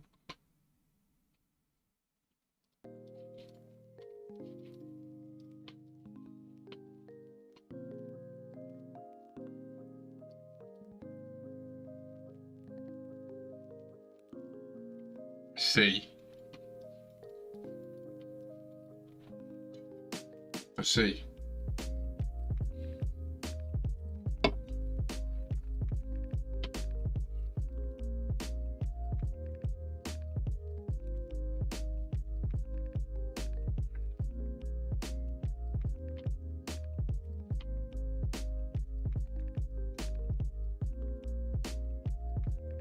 Well, I'm probably going to go soon because I need to get the nipper in an hour and a half.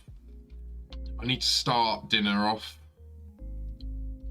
Well, I need to peel some potatoes, but... And honestly, I think I need the toilet. So rather than doing a BRB, I think I'm just going to run away. But have a think about it. But yeah, I know you're very busy. So whatever you gotta do, do it. Do it. Do what you gotta do, girl. Le toila, oui, oui. Non, wait, non le oui, oui. Yeah, but our next stream on Sunday. I just thought I'd wash out a cheeky couple of hours now because, well, I was feeling nice and up and whoa. But I'll be in Mule's party stream.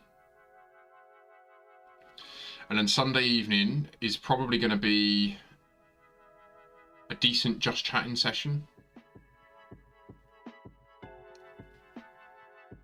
I don't know what way around to do it.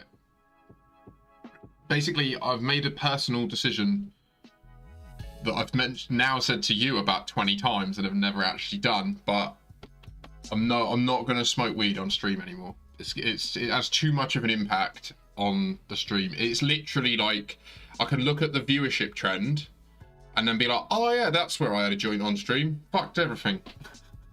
So I just got to stop. But on Sunday I want to. So I'm thinking what I do is have like a productive Makashi in the zone stream on Sunday afternoon into the evening, and then I'm like, right, all you cunts, I'm getting high and chatting shit with the community. I think that's the way to do it, isn't it? I think the problem is when I'm trying to play a game and I'm nutted, I really struggle to focus on chat as well, and I think it's quite getting cold-shouldered by the broadcaster is a bit shit for everyone, isn't it? So, whereas if what I'm doing is having a chat, it's much easier to keep it going, even if you're zooted. Yes.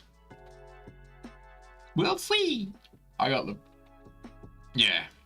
Totally. Totally.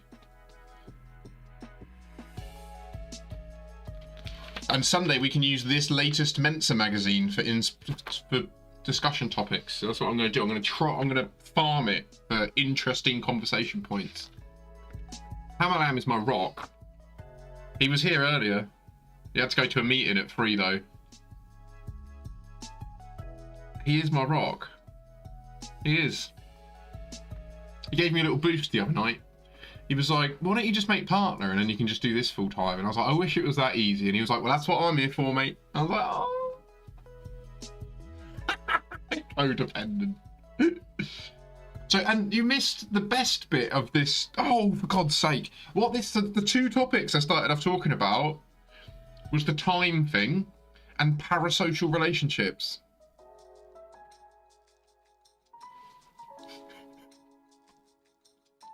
Which I'd never heard of before.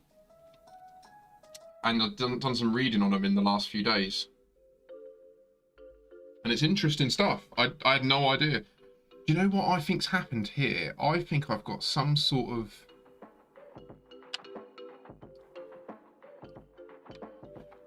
There we go. I'm not red anymore. That's it. I know. This is what's strange though, Dr. Steph. You've managed to express enough of yourself. Do you know what it is? It's that one bit. All you are, to an extent, is a username and a bunch of words, right? But then I've watched some of your streams. So I can put a name, a face, some mannerisms, your musical ability and stuff. So it just fleshes out the personality that I feel I know further than Hamalam's. I know him well enough. I don't think I've got any lurkers at this point that I just don't know. That's not happened yet. I don't actually have any true parasocial relationships, but it's going to come, I think. I hope. I'm going to keep going, so it inevitably will, right? Assuming that I don't keep getting so stoned that I can't speak.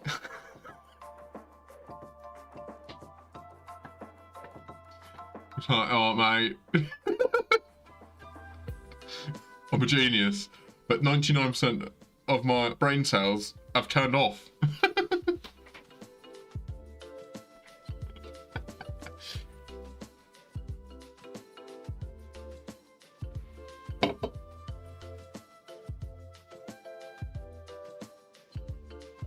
Maybe not a genius, it's too strong. I do believe I'm a genius, but anyway.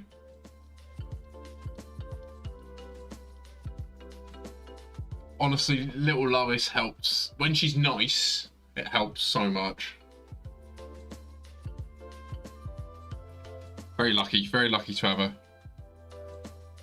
Sent her off in a. I bought her jeans for Christmas, but I bought them age 4 to 5 because she's big. She's a big girl, like in terms of like height. And she's probably, they're still probably a bit too big for her. But today I was like, do you want to try them again? She's like, yeah, go on then. So we tried them. And she's walking like a gangster because they feel funny. It was so cute. She was like, what is it, Daddy? I was like, just keep doing it. You own it, girl. Bless her. But yeah.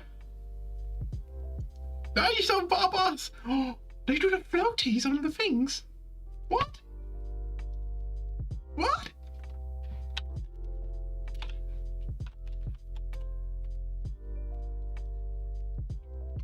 Didn't know I did that. Oh, it goes behind as well. What is this witchcraft? It's the baby faces. I don't know why it's doing that. I obviously set it up ages ago.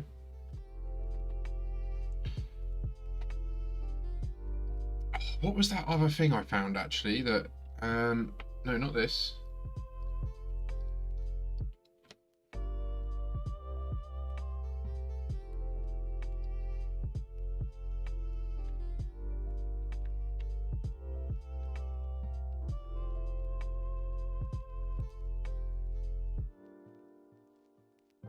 Right, let's see. I've not heard this yet. I don't know what this is going to be like. But let's hear it together and see. You got headphones on?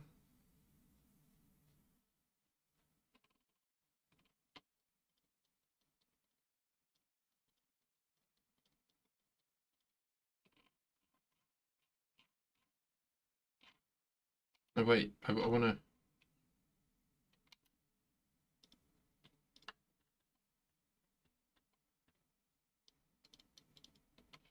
Oh, I'm not paying. No, I'm not paying. You can get the fuck.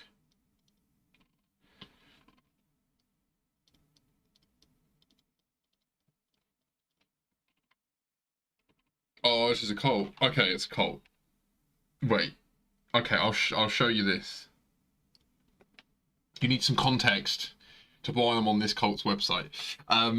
I've been going well down. There's a YouTube channel I've been watching pretty obsessively over the last week or so called Brian Forster, who does like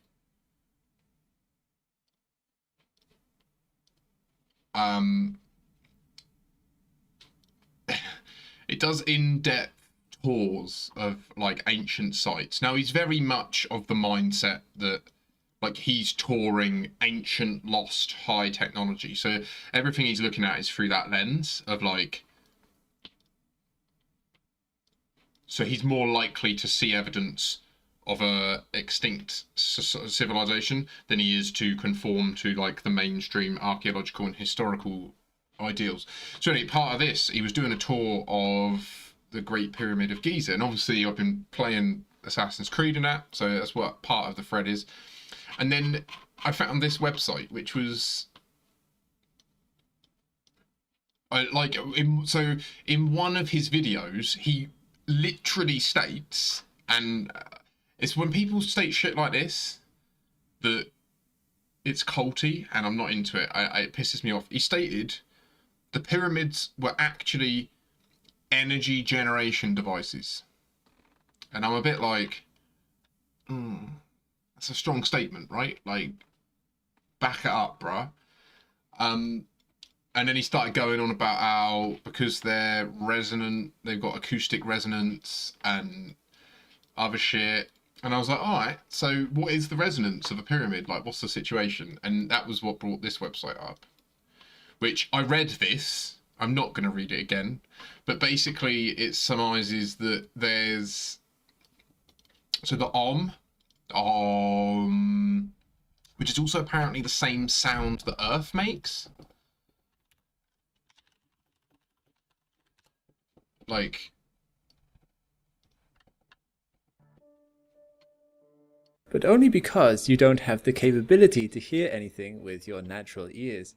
Turn your ears into radio wave receivers, and suddenly space is a constant symphony of strange and interesting sounds.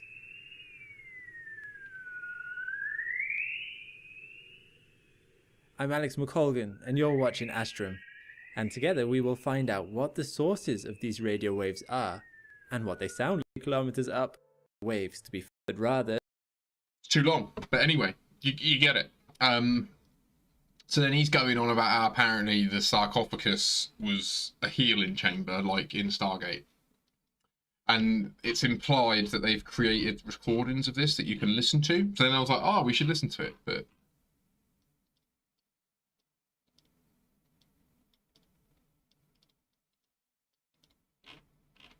Where are they?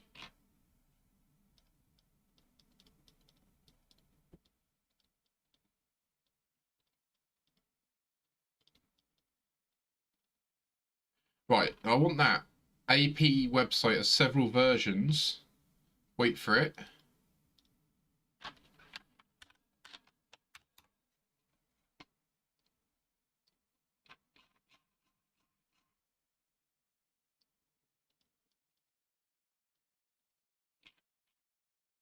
I don't understand. Have they like...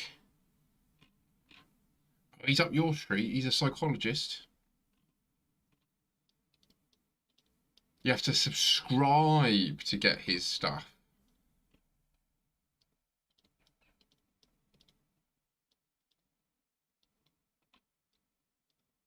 No, I don't. I want...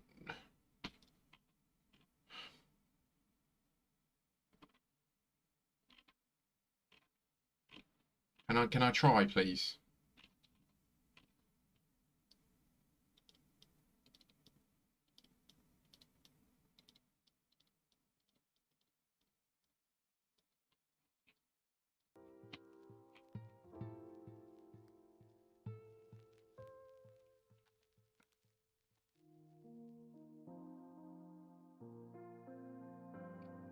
I think we live in a society that's very focused on knowing,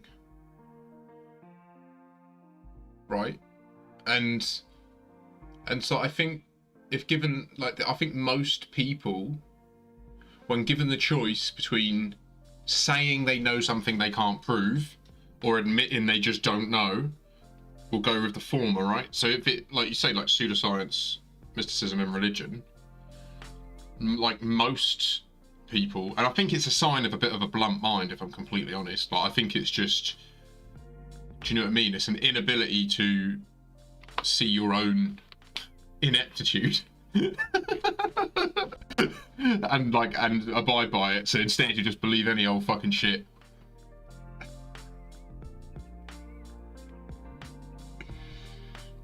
But yeah, the question of why,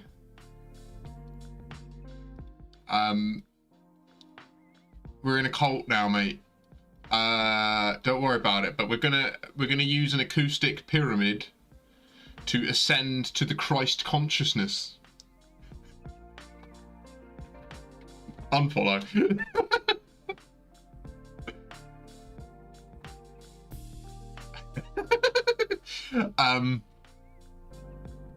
But I do think as well, you asked why, and I think that's a really important part of that question, which is, I think there's a legitimate incentive from leaders and stuff. Like, it's so much harder. Can you imagine if America was full of 330 million Dr. Stephs? Can you imagine what it would be like? Like, as in, it would be amazing, but these bullshitters at the top wouldn't get fucking anywhere. So they need the idiots. Do you know what I mean? And I think that's a bit of a self-fulfilling prophecy. Like, can you imagine if Britain was 66 million Joe Trickeses? Take over the world and be done. Already done. We would have been born and then they'd have gone, right, they're the winners. Instead, no, I'm unemployed.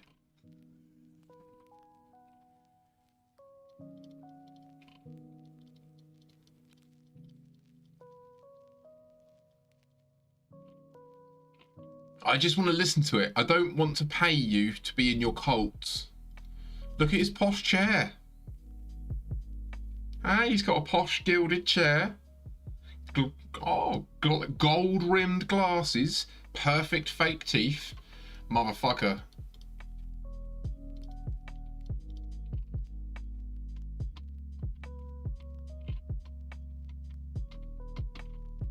Journey to the Eye of God workshop.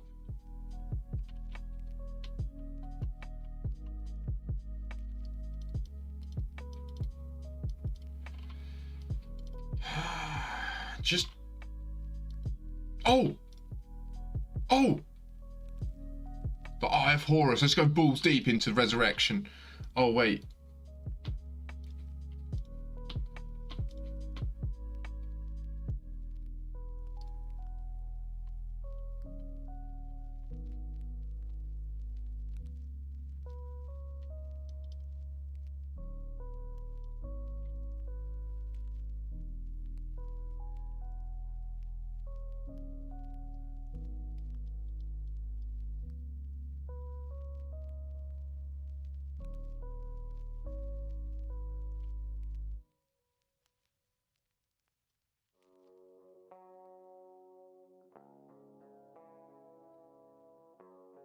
But I won't, will I? Because you don't give me the fucking audio.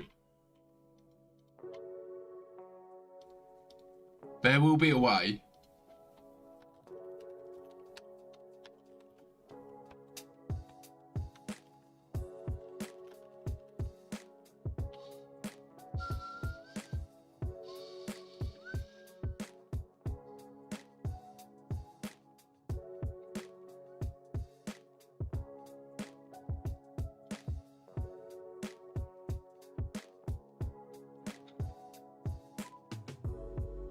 Yeah.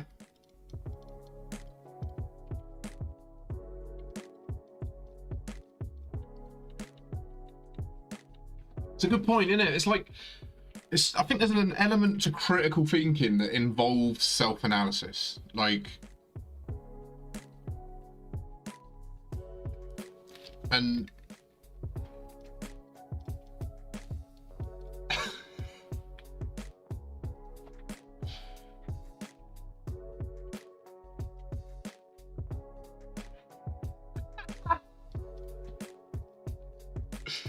there's two conversations happening, Hamanam. You're not in the know, mate. Don't make judgments. You don't know. This shit on the screen has nothing to do with what I'm talking to Dr. Steph about. Don't worry. She's not into this.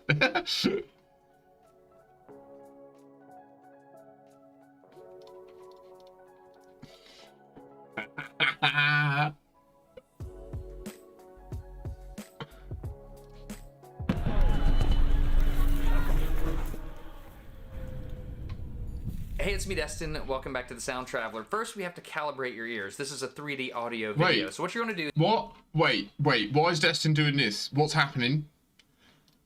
What's happening?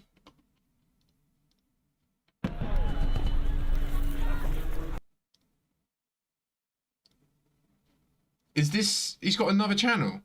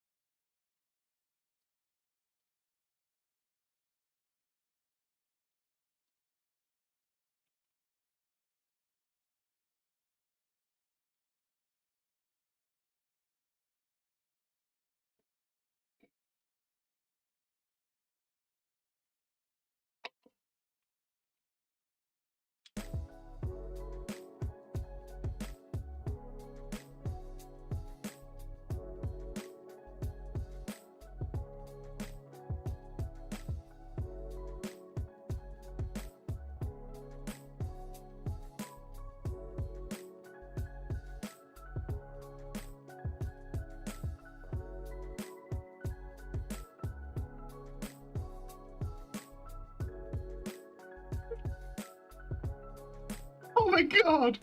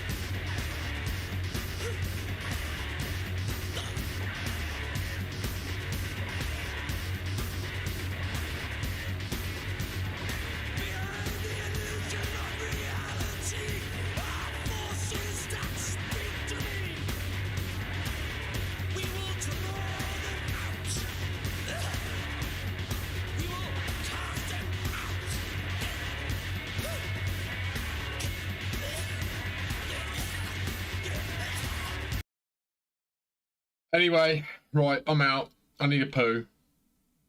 Sorry. Sunday afternoon, we'll be continuing with Assassin's Creed Origins, then we'll be doing some Dyson, then we'll be winding down the stream with a lengthy Just Chatting section where I will be getting unnecessarily nutted. Ready for Monday. Oh, I can actually see rain like on the distance, but it's like a smear of black falling down from the sky.